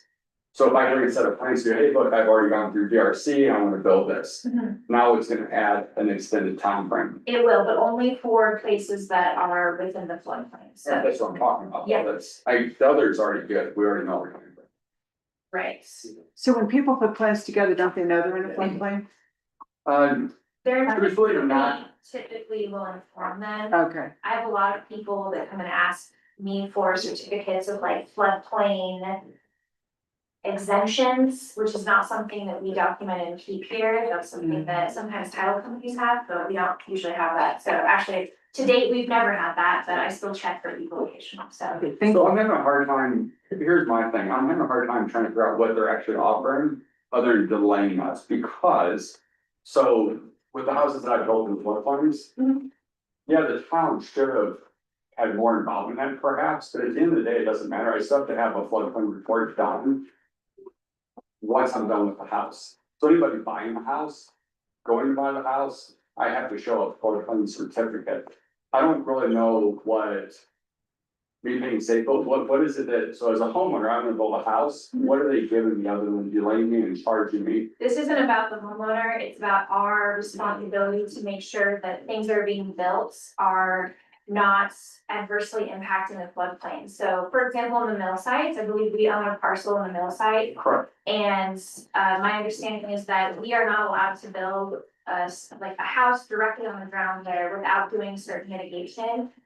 To ensure that we're not adversely impacting other people in the floodplain. So if there Well, were. technically, floodplain, our floodplain, and floodways really can go to anything, and the floodplain you can, but it's within certain restrictions. So this. You're asking safe build to This is dictate. the town issuing a permit to allow you to build something, and so we need an evaluation to determine if your house is appropriate or not for the floodplain. So it's a technical kind of engineering evaluation? Yes. Okay, does that help, Dwayne? Well, I still, so I mean, but. For me, I had to that push the point that, survey. what's that? If you're talking about that lot, I had to hire a surveyor, took me 6 months to get. To demonstrate that I was outside of the floodplain and they were charging me. Probably $1,000 a month almost for flood insurance. So it can, well, it can So get, this would be the same costly thing for as the basically homeowner. you hire an engineer to build your house, right? Well, no, I understand the process, I'm trying to understand what it is that Safehold's doing for us as a town that I'm not already doing, and then I'm gonna have to pay double to do. Cause I still have to get it engineered beyond all the other building I do, the whole permits and everything. So, but my point, my question I'm looking for is this, is Safehold gonna come in and say, okay, you have to have a pass-through foundation, you don't? Or are we just kind of guessing at this going, cool, we're not sure, so we're gonna pass it on to them, and then they're just gonna pass it on to the next person. Municipal code says that the town is responsible for floodplain administration. This is us actually doing that work instead of just ignoring it. Safehold's gonna do it. This is us hiring someone so that we can appropriately administer it, yes. We trust them to do that. That's my concern is I would rather, I'm not 100% saying that I trust Safehold to do it. Just because of just years and years of dealing with them just on basic inspections. And I deal with them all the time. Familiar with other organizations, companies that provide that service that would protect us, the town? If I worked for the town, I would have checked and seen if there was. Outside of just going with Safehold, I mean, we've discussed using other organizations, I mean, we had an opportunity to go with the county perhaps, and our Safehold.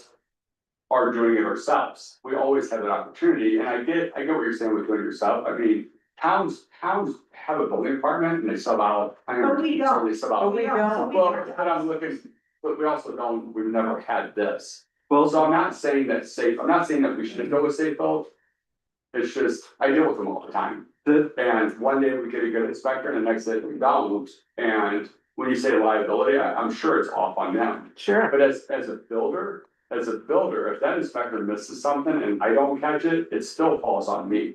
So when we say we're trying to protect it, are we 100% protected? I mean, if people offers up the service, sure.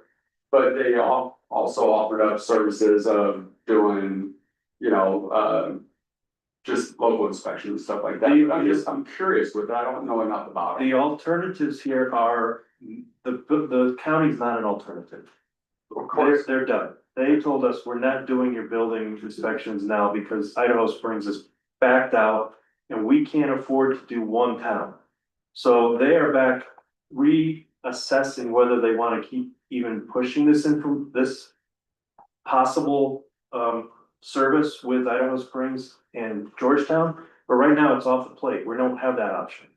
It's the same case with the next item on the agenda that you're gonna see. So when we talk to them about that, then we go and we look at other firms. We can hire an engineering firm from Denver to do that, but it would be nowhere near the cost benefit for having Safe Build do it. Now, with regard to your concern about Safe Build doing what they're supposed to do, that all lands right here in my lap, and so. I'm trying to get to, but what is their expectations, or, because what I don't want to happen is then they go, oh, you know, there's hard things on a floodplain, you have commercial property that may or may not get built there, and Safeco says, well, you know, it's gonna cause problems, so no, you can't build there. And then how does the town react to that? I think that one of, Or where I'm going with that is the process of. Right, don't we want that protection? If it's not appropriate to build a house there, don't we want somebody to step forward and represent us and say, you can't do that? Or you can do it if you do You this. mitigate this. Well, there's a big difference though, if you, because on here it says, I mean, kind of read how it says, that you can't, or that, well, maybe we're thinking about it. You know, it doesn't say we're figuring out how to make that work, because I know a lot about They it. provide staff report and recommendations to us, so But that's. that's what I'm asking, are they gonna say, okay, this is a floodplain, this is what you need there, you need a pass-through type foundation, has to be a crawl space, that was the simple. Well, we don't question have- I'm asking. Tony, we don't have the first case or report from them, so it's hard to answer the question we just asked. But considering we just talked about that a good part of the town is in a floodplain, Alright, you're gonna have that. oh, well, my point is that whoever you hire, when you say, well, what are they gonna say? You have to wait and see on site A what they do say, because they haven't been presented with the application to review site A, what are going to walk through. And that leads to Probably the, not with what we're trying to do here, my problem with what we're trying to do with. Right, I think So I you're mean, safe. you guys sit here and you guys see it from one perspective, and I see it from another. Right. And dealing with 25 different inspectors over the last 10 years. And in all honesty, I need them to do their job, but when I have one that comes in and says, man, looks great, you guys are awesome, cool, here you go, and I'm out of here. and so let me offer you That's point of view that I don't think you're considering, and that is, when you have a contractor that works for your town, you can't just say, okay, go do your job and submit your reports. As the town administrator, or the assistant, or the building department director, you have to manage that consultant. And so I have heard stories in the past, which probably goes to your viewpoint, where Safe Build says A, and then everybody just says, okay, it's gotta be A. Well, that's not what happens if you're managing your contract. So Safe Build, we're gonna hire them. They're gonna do a report after an inspection, and then I'm gonna run them through their A's, B's, and Q's. Deserves the best that we can get, Right. and this, so Safeco is the best, because you mentioned cost. So my point is this, so why didn't we, when we wanted to do our water study, why didn't we have Safeco do that? What if they offered up that service? And they were the cheapest, so we. Well, they not offer that service, that's why. Okay, They're so not, we're just going with the cheapest then. no, Well, you mentioned they were the cheapest, they're cheaper than having an engineering firm come from down in Denver but you don't. to think do you deserve something that is a very remedial floodplain inspection. Yeah, so it's simple. You don't have to buy a Cadillac to pull this bike down the street, that's what I'm saying. And so I'm trying to address your concerns about Safe Built, because you obviously have a thing with Safe Built. Well, I And don't, that, I'm saying that goes to the administrator who is managing that consultant. And if they do not perform, Dwayne, I'll be the first one to tell you, We don't want safe built, they're not performing, we have to go spend more money with a more expensive firm. There's more. But I'm very confident that safe built's gonna be able to perform this minimal service to the town. Gotcha. And there's been more people than you could imagine that have been not happy with Safebuilt in the last 11 years that I've been here too. Right. But I will also, But also counter, and I'm one of those people, Yeah. I have major beef with Safe Built on a commercial level, but we haven't done anything about it. Like we haven't, they come in, hang on, so they come in here, they came in and sat in front of us, and we couldn't even fill out the paperwork. I mean, they were like, tell us all your bad, tell us everything you wanna know. No one turned in the paperwork. I was like, be more thorough. We had nothing to offer them, so we have these consistent sort of grievances with Safe Built, but we don't manage them. And Because that's, I think what Dwayne's getting at. That's not true though, because the amount of discussions I've had with Dan over the last 10 years, and here's the simplest part about it is this, and we all struggle in the mountain towns with who we can get for help and who's professionals. Safe Built's the go-to because they're the easiest, and they offer up a service, it's as simple as that, and we all say, well, we're stuck, that's all we have. But when you say we do nothing about it, we always have an option, or we sit here saying, well, we don't have an option, boom, let's just go with this, fine, we're done with it. Does Haley Aldrich, their engineers? We have used them for other projects. Do they offer a similar service? They have floodplain engineers on staff, yes, in Washington and Minnesota. So they would have to fly one of them out, literally, to be able to inspect a property site for construction.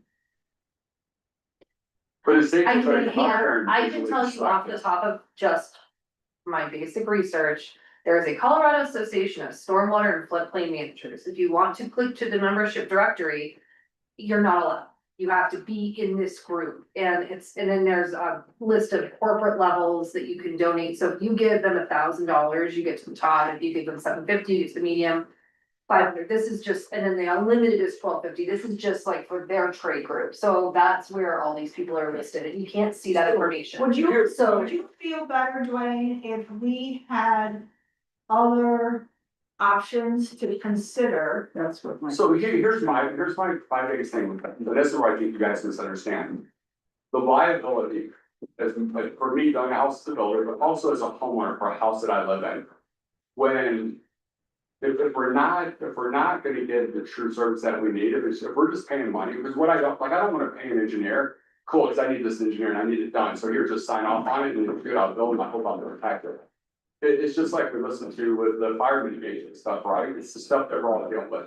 If we get a massive flood in the river, and it comes down the road, they make certain things that make it better protected for everybody around you, because you can't, the consequences, and that's where I'm getting at too. What are we really trying to do? Are we actually really trying to make it better for what we do? We do own land in town, and the discussion of that, of getting it built upon that, was all these things discussion years ago when I was on the planning commission.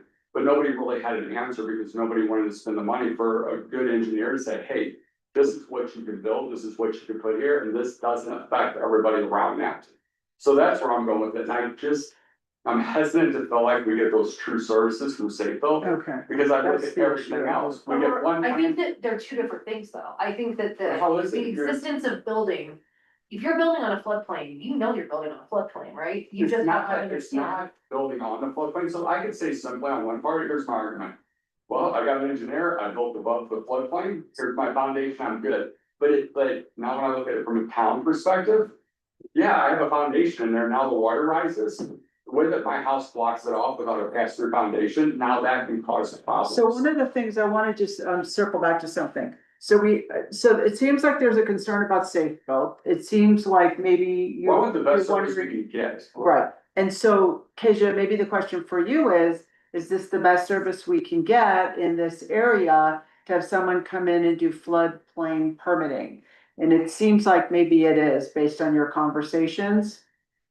This is a permit, not an engineer. We're not Right. asking Safe Built to design people's houses for them or the appropriate mitigation. I mean, We're, what are they doing then? they're reviewing the plan that Right. was submitted to them by the applicant just like our building services reviews other people's housing plans, for specifically floodplain mitigation. So if you would like to see other quotes, I can go do that. Safe Built would work very seamlessly into our current workflow. They're an existing contractor that we have. Again, the cost would be on the town, but it would protect us from allowing the things that impact the floodplain, which is something that is regulated at a state level. So it's not gonna, so if I understand this, for example, then I would have to go get an engineer to put in force any mitigation efforts that Safe Built might say.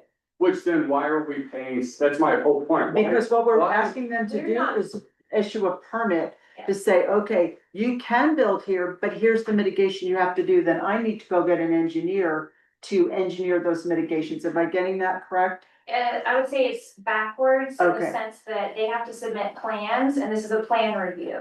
Right, but that's what I'm saying. It's a plan review to say, yep, Engineers recommendations. Right, but they're Right. not going to, they might, and you know what it looks like when they do plan review, they say, hey, like, I need more information Right. about this, or you need to do this testing, or this isn't an appropriate. and you're saying that you have people right now who wanna build in a floodplain. Yes, And so what you're saying right now is if we went with Safe Built, then they would say, yep, here's what you need to do though to mitigate, or nope, you're out of the floodplain, you're fine. To your point, they would have to get an engineer to engineer those mitigations. They're This, gonna have to anyway. which yes, they have to anyway, that's right. Did our moratorium on building permits yet?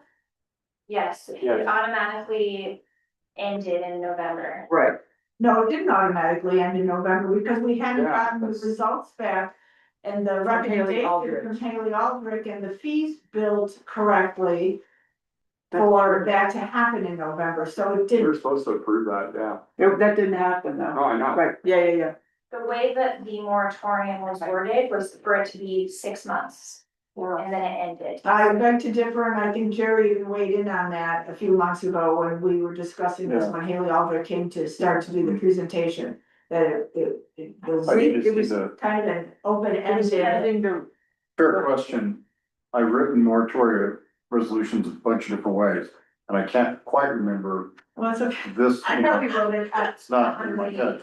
Well, independent, I mean, we've got 2, 3 different Yeah. things, and it's, you're the chair, and so decide how you wanna handle it. I agree with you. We should independently know that, and mhm. I'll check and find out and let you know. Often I write those, this moratorium until such and such a date unless earlier terminated or extended by the board is kind of my classic language. But if we put a different termination date that was when this other thing happens and that hasn't happened, then fair Mhm. enough. But sitting here, I don't remember, but I'll check. Are we putting the town at risk? In the next 2 to 3 weeks, not at our next meeting, which is only next week, we know that. But to gather more information from opportunities where it could be reviewed for some of the concerns you have. Yeah, cause To bring this back to us where Safe Built is not our only option, it may end up being our best option, and we may all Sure. agree to go with that. But we've had this conversation in other issues where we like to see, in a sense, 2 or 3 bids or 2 or 3, proposals and the scope of what that is. Without creating some huge document that's going to drag this out into God knows when. Well, so what if we did this? What if we said, okay, we're gonna table this till next week to find out if the moratorium is affecting this, because that takes the conversation, which gives us more time, right? Let me interrupt. The moratorium doesn't have anything to do with the floodplain thing. Well, it has to do with whether or not, Right. these building permits are actually gonna go through. But we have to hire a consultant. That's right, but we have Somebody. time, right? So if we want to take our time and be deliberate on the consultant, I would say let's table it till the 24th. Mhm. That gives Kasia and I and any of these other potential consultants time to put together a proposal and get quotes. And then bring it back to you with time to study it and read it before, just getting it on a Friday and then looking at it the next Tuesday. Sure, I mean, Now I think if we have that kind of time, that would make sense, so we can know about the moratorium and then other options. Right, and Okay. then you also recall that the moratorium also allows for small residential developments to come in and ask for a waiver. And so, being that the home that's being proposed in the floodplain, the one that we have right on the launch pad, isn't going to impact our water system beyond what we already know what that's gonna do. Haley Aldrich has their development fee recommendation they sent to me this morning. Jerry and I talked about that prior to the meeting starting. He's going to write an ordinance. You're gonna have that in front of you maybe by Tuesday. If not, it'll be there on the 24th. So this is all gonna happen together. I would say if you wanna side with caution and let us have some time to go look at other options, we will bring that back to you on the 24th. Well, here, yeah, two quick things. The biggest thing is this should have always, this should have been in place a long time ago, years ago, something. People should have been allowed just to kind of randomly build in a floodplain. Because there was nothing overseeing it. So this will be a great. Staff acknowledges that. So this is a good thing, but that's why I say more, if we're actually gonna do it, now we should have done it, let's at least try to think about how we're gonna do it and how that works. So I think, Because it's still, you're still not answering my questions in the process, you can't go, okay, cool, we're gonna give this, Safeco gets it, maybe they give it back at a certain time. But we do know when we actually provide a permit and you get a permit, that then maybe we're knowing we're getting that back in. sure, So it's, and then the other thing too, this probably isn't, but we've gotta be out of date for the 2024 building code.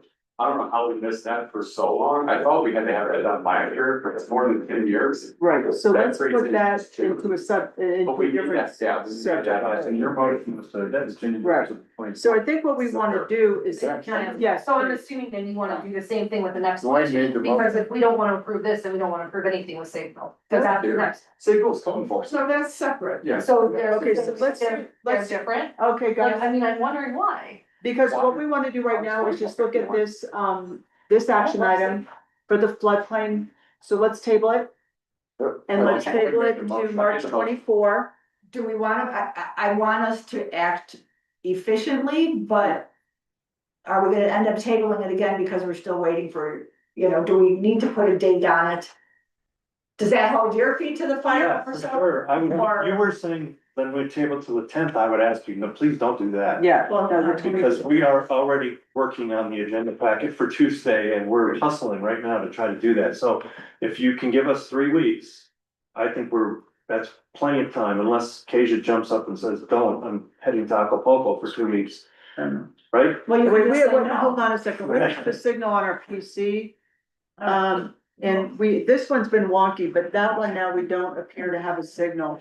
So let's just hold our conversation for a second. Zoom is still going, it's just the keys. Okay, very good, thank you. All right, so we will table action item number 3 regarding the floodplain administrator consulting services to March 24. I move to table that, I'll make that motion. Thank you, Mary. And a second? Second. Hang on a second, Mary and Dwayne, all those in favor? Aye. Any opposed? Opposed. You're opposed, Amanda? Okay, thank you.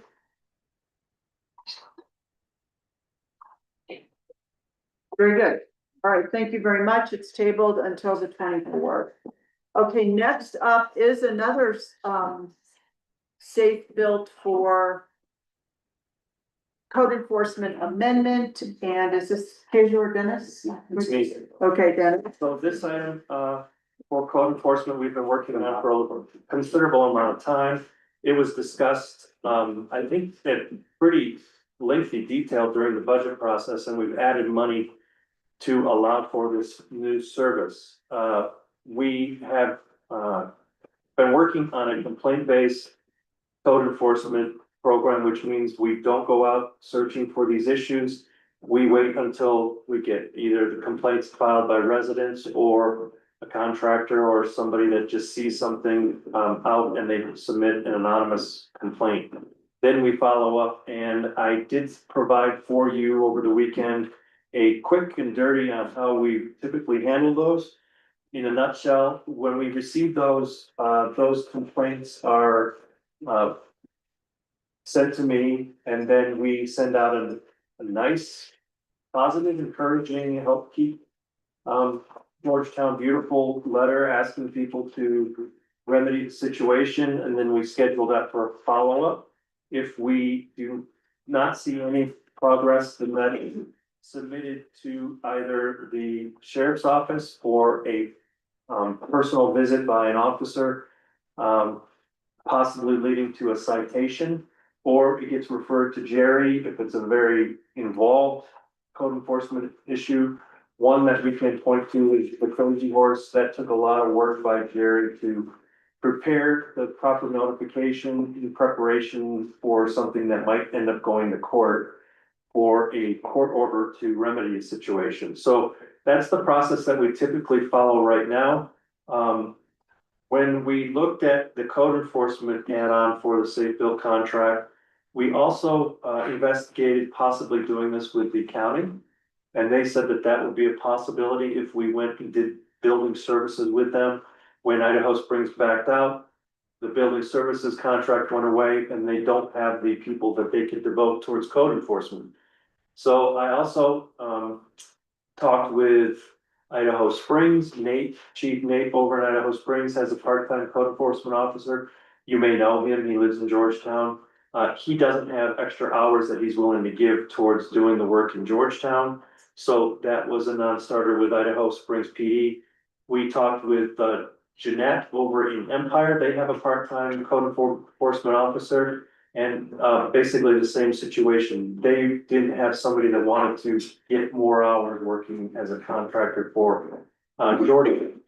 I think Mary suggested, had we looked at Community Matters, and Community Matters is a planning agency and they do not provide for code enforcement services.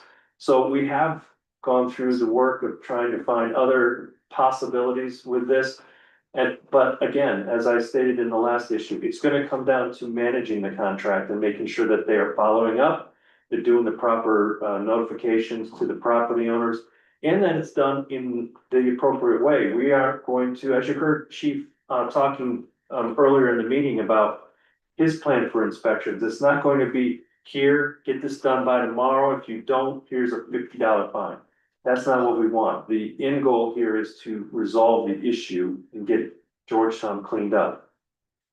Now with that, I'm going to softly warn you about this, because any community that hasn't been aggressively working towards code enforcement remediation for a long period of time, you're going to see an immediate ramp up, a very drastic ramp up of these cases that have to be remediated. And typically there's some pushback from the people that get the notices. Even if it says, please, pretty please, let's keep our town beautiful, they don't want that. And so you may encounter that. The way we address that is with a very robust communication effort. Here's what we're planning on doing. Here's why we're doing it. It's not meant to end up with fines. It's meant for us to help you remediate a problem that might be on your property. So I hope I can answer any questions. I tried to be simple there, but it's complicated. I have a question. How does code enforcement fit into fire mitigation? So like, is that one of the things that they will do? It could potentially be overlapping what Chief was talking about earlier. Yes. We've had complaints, and I think it could fit into that, where someone has complained about a dead tree on either their property, the neighbor's property, is town's property, is it the right of way type situation, so I could see that falling into the fire mitigation.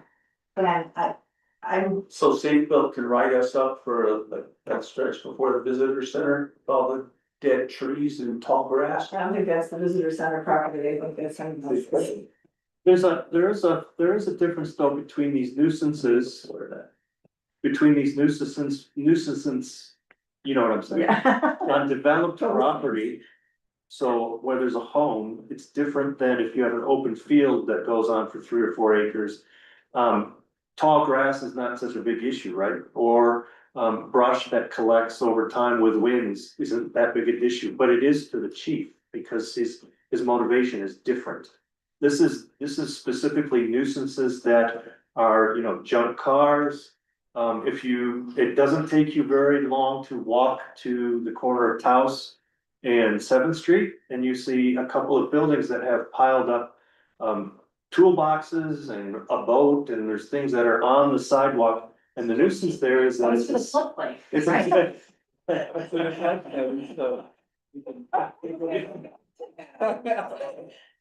We all have regardless. Yeah. Nice job. Sorry. Thank you, Amanda. Someone has to take up where Rob left. I know. Seriously, I'm glad that you are. Carry the torch. So are there specific questions about this aspect of adding to the safe built contract regarding code enforcement services? They've done it for us before, so. Yeah. They have.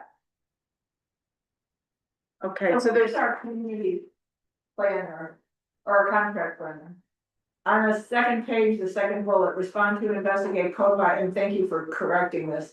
This is one of the things that I sent you in the email. And it says the town of Georgetown contract planner was zoning enforcement. Who is that contract planner? That's Michael. Is that Michael with Community Matters? Sorry, where, Yeah, but where are that's, you? the back, second bullet on the last page the right here. Community Matters, the company is the town's contract planner. But Mostly it's Michael who does the work. so Safe Built is going to follow up with the contract plan for community matters and with zoning enforcement in respect to said violations? If it's a zoning issue, and that would go through me. We're not going to allow for a contract. Mike Davenport's gonna be interacting with Safe Built in this regard unless we have like a really specific land use recommendation we want from him. It's just one thing that will happen, that could happen. I think that's why it's. And to assist with the appropriate staff or designated town of Georgetown? That was my question, you know, before this said town of Eaton. And we are Eaton the last time I checked. We caught that and we had corrected it, but we hadn't sent it to you until this past. No, that's fine, but I'm just curious who our contract planner is, and if it's not Mike Davenport in this particular instance, then I would just like clear language here. It is Mike Davenport, and the reason that that's written in there is because we may have to have Safe Built. Qualify something regarding zoning, and then that would be when Mike would get involved, but I agree with Kasia. There would be seldom or if at all that would have to happen, it would Okay. usually stop with us. Curious to where, and then because the average person doesn't understand the nuances of code enforcement and when it involves law enforcement or when it might involve Safe Built to investigate.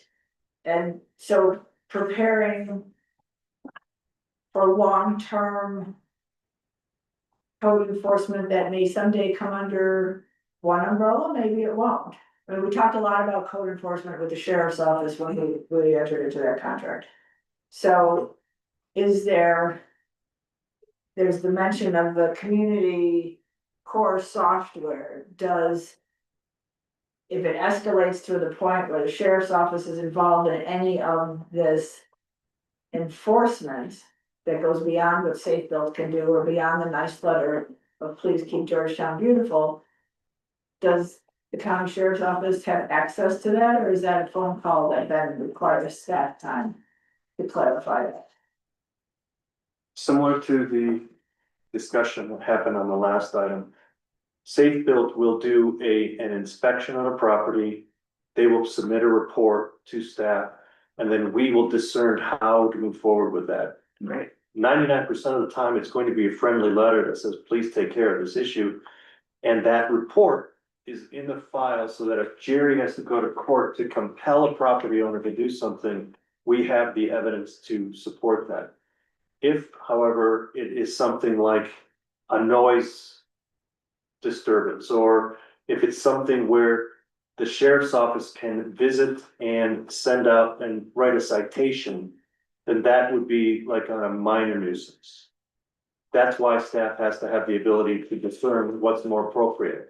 The last thing I want, quite honestly, is having a code enforcement or a nuisance complaint come in and send out a uniformed officer to show up and knock on the door, because immediately you set your residents in the wrong direction.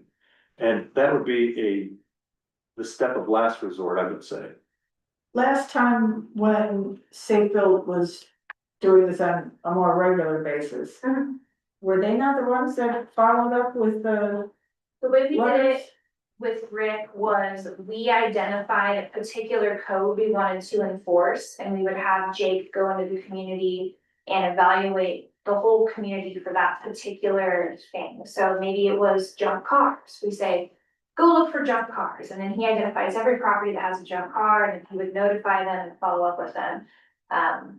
I think that it will probably work a little different, one, because we're only having them come every other week instead of every week. And Dennis wants to take a friendlier approach to code enforcement than we were doing before, so.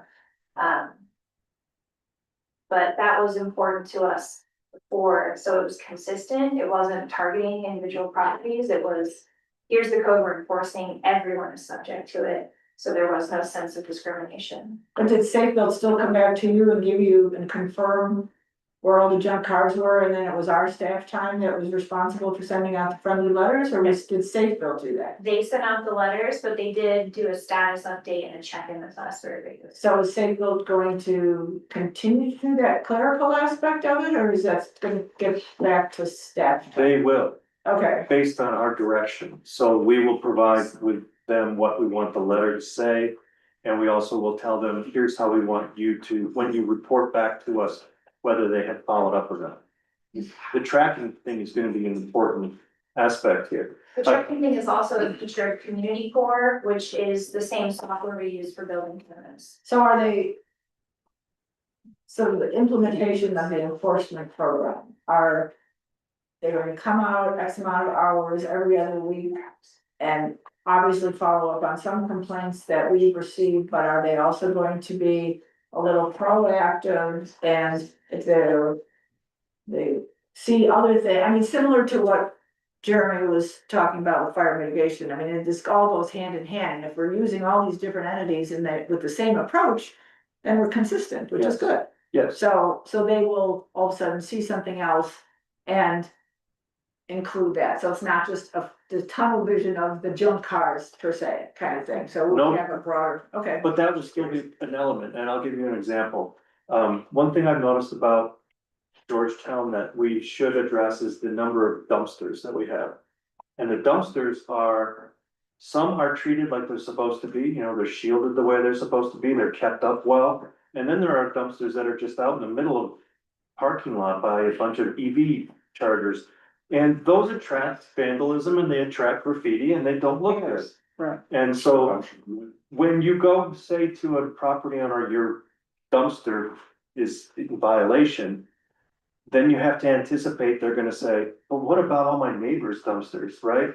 And so then you're in the same discussion as maybe with the junk cars that Kasia was talking about. So it's gonna be all of the above. And our first priority is going to be address the complaints that we're receiving, right? We want our citizens who take the time to say, hey, Dennis or Kasia, this is a problem over here, here's the address. We should respond quickly and courteously and take care of it. And like we always do. And then, after that, the priority would be, okay, we're over by the lake today because we had complaints over here. We're gonna look for that same thing over here by the lake. And they'll find 5 other things that are different from that, and then they'll come back and we'll follow up on those. It's gonna be a long process. We have some catching up to do. We have to be equitable with everybody and treat everybody with respect, and the end goal is remedy, not fines or court action. And I would say, Mary, to your point about proactiveness, we want to build trust with them. We want to have a system. And so I think for anything that we haven't directed them to look out for, but they notice, we would encourage them to notice and bring things to us for direction about whether or not they should pursue action on that, so. And Jake, just so you know, is the contract guy now. He's not the code enforcement, so. Jake was safe though, still around, still doing things for us. You still should be from State Farm. Yeah. Yeah, thank you for saying that, Yeah. please. All right, so you have before you a motion to approve the attached code enforcement amendment and safe build. Do I hear anyone making that motion? I'm sorry, Alex? Oh, my. Take it away, sir. Okay, Alex, do I hear a second? second. Dwayne, very good. All those in favor? Any opposed? Great, thank you very much. That is your action item number 4. So we will go now into reports. I just had a couple of very quick things. Pond hockey went really well. We never were able to pull anything together at the Fifth Street ice skating rink with some of the hockey players, because sadly the ice was melting. And that didn't work out, but maybe for next year.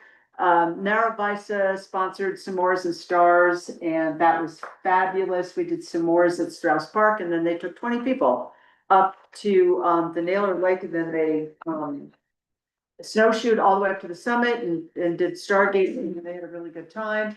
We have s'mores and shamrocks coming up on March 14th. I think that's the Saturday, which is great. I sent an email out today with some commission assignments for everybody just to take a look at. I know we want to wait for our second Ward 1 person to be on board before we finalize anything, but take a look. If the terms are wrong or you really don't want to do anything, just let me know.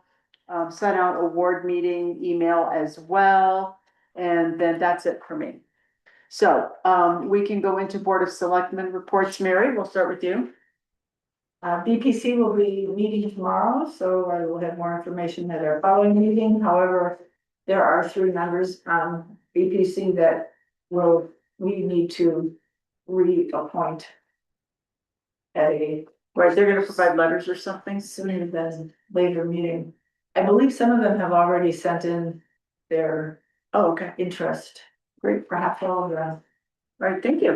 Is that it? Yeah. All right, very good. Rich? Jeremy covered a lot of this stuff that we covered in the last meeting. So I believe that in fact it right there. That's very Oh, impressive. Okay. Very good. All right, Alex? I don't have a report, but I have a couple of observations. The one in Park ice skating rink appears as if it's being dismantled. I don't know whether that's the case or not. Yes, sir, it is. Okay. And then we seem to have a conflict in terms of signage. On I-70, it says that we have a rest area, which traditionally has always been the visitor center. And now we've got signs up on the visitor center saying no parking overnight, no camping, etc. Is that a conflict? It is a conflict. Oh, Because where is the rest area? In the parking lot. Those signs in the visitor center are not new, they have been there forever. forever. The visitor center has a contract with CDOT Yeah. that we are engaged with. Visitor center does not fall within the typical definition of A rest area that Right. you're referring to, more specifically because we can't handle trucks. So. But the fact that the signage on I-70 indicates one thing is not our sign. Right, it's So if CDOT. CDOT is, or someone else in the powers to be of the state are misdirecting people to think that the rest area constitutes something different for whatever definition someone wants to put to it, that would be on them. Do you remember when CDOT made us paint over the tower? So, Yeah, because because we we can't changed it exit. to where to exit, Yeah. Yeah, and so like the tower says Georgetown now. Because we weren't allowed to use the word exit on a not CDOT site. Like they're so specific. And in a sense, and I may be speaking a little bit out of But not, yeah. don't hold me to this 100%. But the visitor center is privately owned. Yeah. And they can kind of do right. what they want for signs, just like, you know, you can do on your property and I can do on my property. So, so I think that conflict that you're seeing though, or that contradiction is kind of CDOT advertising something different. In Georgetown. And I think, CDOT has sort of one sign for rest areas. Right, that's there. And An asterisk? interestingly, I think over the years I've learned that this particular one is the only one of its kind in the state where it's advertised by CDOT, but it's maintained locally. Rather, because CDOT runs the show and that's the other piece. And as a result, it's a little unique. I suspect that CDOT wouldn't wanna alter their one sign here. From their perspective, yeah, it's a rest area. There are different conditions locally imposed because it happens to be privately owned. But if I'm pretending to be CDOT for a minute, I go, yeah, but you know, good enough. I'm telling people there are services and there are. And when the people get here, because it is privately owned, Mary's right, they have the right, the visitor center has the right to constrain it in some ways that you wouldn't see on a I-80 rest area in the middle of Nebraska, but it's kind of what it is. Well, the restrooms aren't open 24 hours either. No. Right, So, you know, So it is different than any other one. It's kind of a unicorn. Still good because it gets people off absolutely. the entire town. interstate and we do get business There's from it. that. The rest areas, I was just gonna say the restrooms downstairs are 24/7, so this could be a rest area. Yeah, you just gotta get a semi up here. Yeah, Right. Well, as long as they follow the truck route, you know. yeah. There you go. Thank you. All right, Dwayne, any report? I'm nothing. All right, and Amanda. The community school is hosting a bingo night open to the public on Thursday, the 12th of March. It's a fundraiser for programming for the school. Everyone is welcome to attend. There will be excellent prizes and adult beverages for those inclined for purchase, as well as a spaghetti dinner included. Additionally, the community school is getting ready to do elections for the school board at the charter school, which is a really important part of the community. So if you know anybody in the community, the only requirements are that they have to live or work in Clear Creek County and be residents for at least 1 year, and over the age of 18. But anyone can run, for those there's 2 seats coming up. And that election will take place at the end of this month. It is not a publicly voted on election. It is the stakeholders actually vote. But they do vote through like a ballot. So Very good, thank you. What day was What this is- fundraiser? the 12th of March, And what is the term of appointment? 3 years, 3 glorious years. And Amanda wants to do it again. Absolutely not. Nope, And is that the community center? you the said? community school, yeah. Community school? Yeah, the community school for Got you. GCS, yeah. GCS, okay, got you. But the charter board is, they function like the school board for that individual school. Thank you very much. Next up, Jerry, town attorney report. Well, nothing tonight. Thank you. Okay, thank you very much. And staff reports, we'll start with the town clerk. The town clerk's report is included in your packet.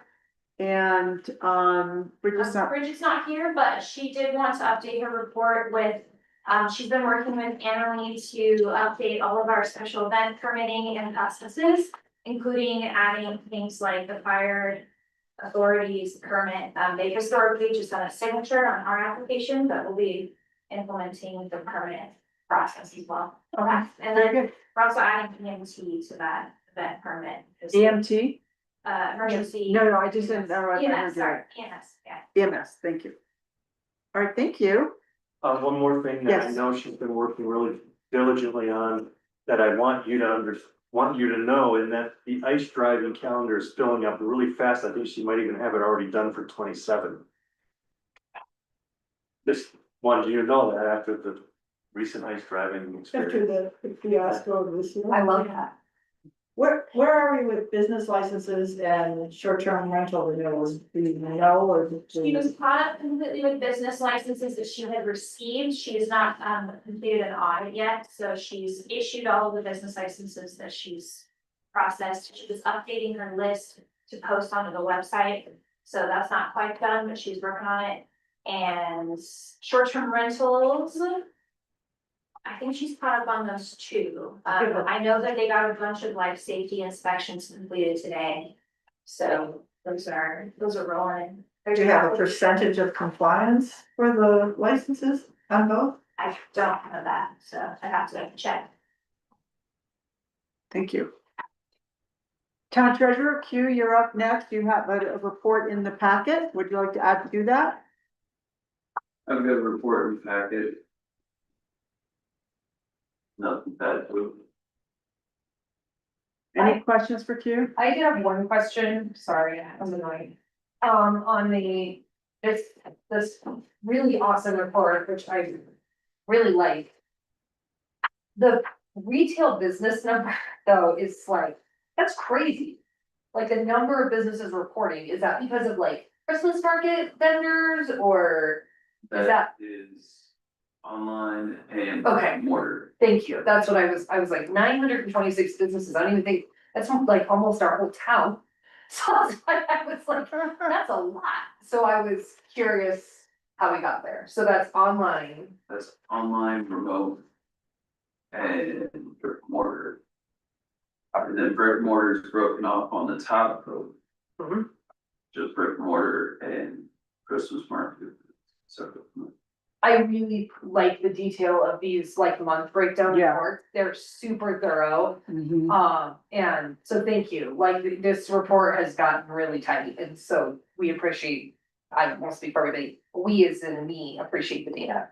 So the lodging on this one though doesn't include the, The lodging on this chart is just from the third party. It's like Airbnb and Travelocity. Expedia. right, so how do we account for Hotels. those that are not? The STRs. Well, some of the STRs are in those third parties, yes or no? No. Oh, it could be. So how do we account for those then? Where are those? Or can we start accounting for them? Separately? The Or am I STRs, missing something? Wait, I'm not sure what, What's the question is? What we're actually collecting from short-term rentals. From Yeah. the people who own the houses Yeah, working on. that's gonna be a totally separate report for so you. that'll be a lodging A and a lodging B kind of thing. That will be on this because that's. Lodging tax, not sales tax. This is strictly. Sales tax. So. In the near future, we can expect. A lodging tax. Yeah, Okay. Okay. and you'll be receiving a regular budget year to date. So our plan is for the first meeting of the month, you're gonna get the budget year to date report from Q. And then the second meeting, you'll get the sales tax report that you see in your packets today. The lodging tax will be a completely separate report that you'll get, we'll update that quarterly. So, in our first official meeting of March next week. Because this is our February meeting, Right. we'll get. Budget year to date. Okay. There's not gonna be a lot there to look at, because it's so early in the fiscal year. Well, But once you get halfway through the year, then you'll be able to assess where we are with regard to the budget. That's an important metric for you to see. So that you know, as we go through all of these items and we're spending money, that we're sticking on the path and we're within budget. Can we get? The. Final. For 2025, Budget, Budget year to date for That- the year. yes, we can. Yeah.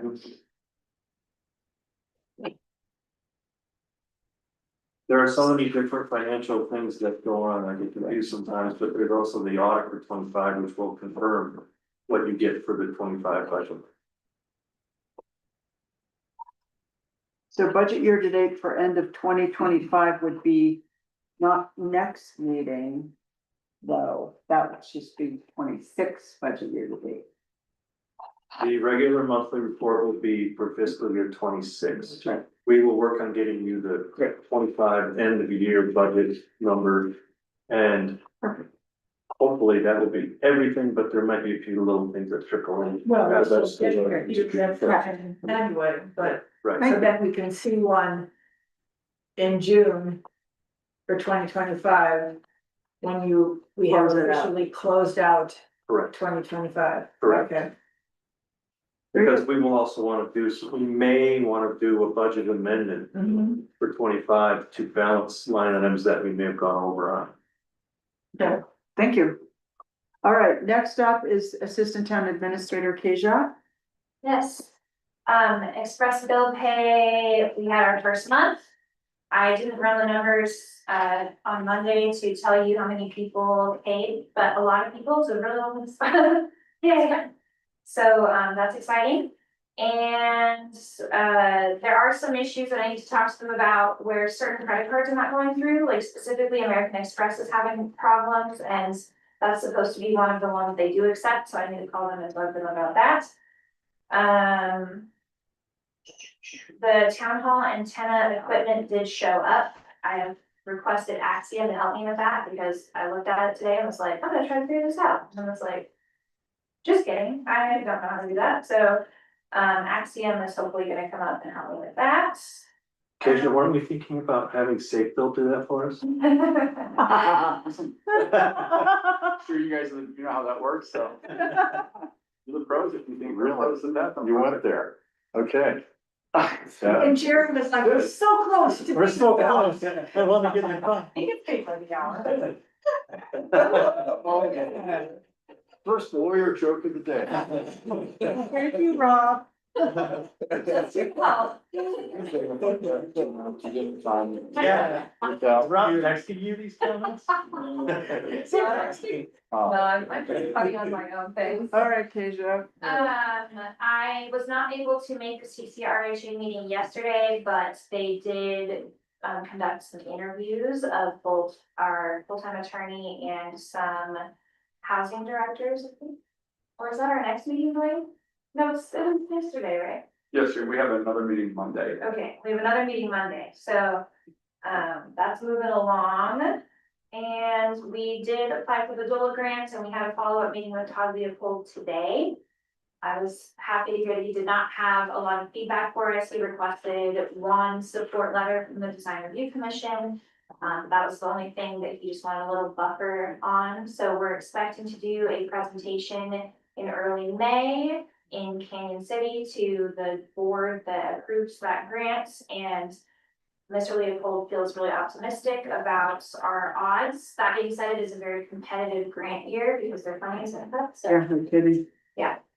But we're feeling good about it right now. Thank you. How many people came in Friday for assistance with Express Bill? Nobody. Zero people came in on Friday. I have had a lot of people call me on the phone though to request assistance setting it up, so I probably set up 10 people on Express Bill Pay over the phone, but only like 2 people come in for help in person and not during the times for you. That's fine. Thank you. Thank you. Bridget is typing in the chat. Oh, Bridget is? Slated for 2027, inspections are underway. What was that? Inspections are underway. Oh, got it. Thank you. Thank you for noticing that. No, that's good. Okay, Dennis, the best for last. That's not true. Cindy Neely is going to be coming to see you at your next meeting next Tuesday to give you an update on the hydro task force. We've had, I've given you some materials in one of the Friday emails, so you should see what the presentation was from Excel. They are moving forward on the dam decommissioning. The first piece of that is the bypass construction. And so that's what we are really working on. We've also put together a permitting tree. That's what we're calling it, so that Excel understands exactly what they have to apply for, what time it takes and all that jazz. Let's see. Mary raised a good question by email this week about the fact that we are facing a possible drought this coming summer and how that might impact our water supply or even our wildfire readiness. So Ramey's looking at that along with Kenneth at Haley Aldrich, because he has a lot of that data collected already on water capacity and water usage. So I should have some information for you within the next month so that you can see our preparation, if there is preparation required for that. Eric and Ramey are also working on their CIP projects. Eric has started, you'll remember the blower replacement project that you included in the sewer side. He also thinks that with the $300,000 that you have appropriated, there might be some funding left available there where he can get started on some upgrade to the SCADA system, which he's good recommending too. because that will help us save some energy costs in running the SCADA system. I attended the design meeting grant, you know, the book that we submitted, we're gonna pay $5,000. The Tourism Bureau, the passport booklet, Trails to Town. So I subbed in for Anna for that meeting last week, and that's moving right along. Everybody's really excited about that project. And then I attended the resiliency mixer on Thursday night and then the work session Friday morning, and I think everybody knows Flo from Dr. Cog. So she's retiring from her role as the facilitator for that, and they have a brand new consultant that was present there to start the facilitation, and we got to do things like getting groups based on your birthday, so that was fun, you know, everybody. Because February is very Yeah, important I month. mean, everybody listened to the February group. Sorry. That's all. Thank you. Very good, thank you very I have a much. question, what's the phone conference with legal counsel regarding capital projects? So, there's a discrepancy with regard to the ownership of property up on Biddle. And, there are a couple of other property owners that came and asked me questions, so we had Jerry's team look at what was going on there, and so Joe has been working on this. And that was the expense for that. I think what we have narrowed down is that when the town was involved in Kent Starrett's lawsuit, the court released the town from that very quickly, because we didn't have an ownership interest. And then the documentation never pulled the town's name off of the suit or the court documents. And that ended up leaving the town as a grantor of property, which was the outcome of the court case. And so the town is still listed, so it's very confusing. And so we were talking about that. We got to the bottom of it, I think, and Joe basically said, Dennis, it's up to the town whether you want to go through the expense to have the town's name removed from that at this time, or we can just sit on it for now. And so he's thinking about that and what would be the best course of action. I knew that was gonna be a red flag to somebody. Just had a lot of long meetings with that. Cost us $100. Could I just circle back to the business about the potential of fire risk and potential of water restrictions?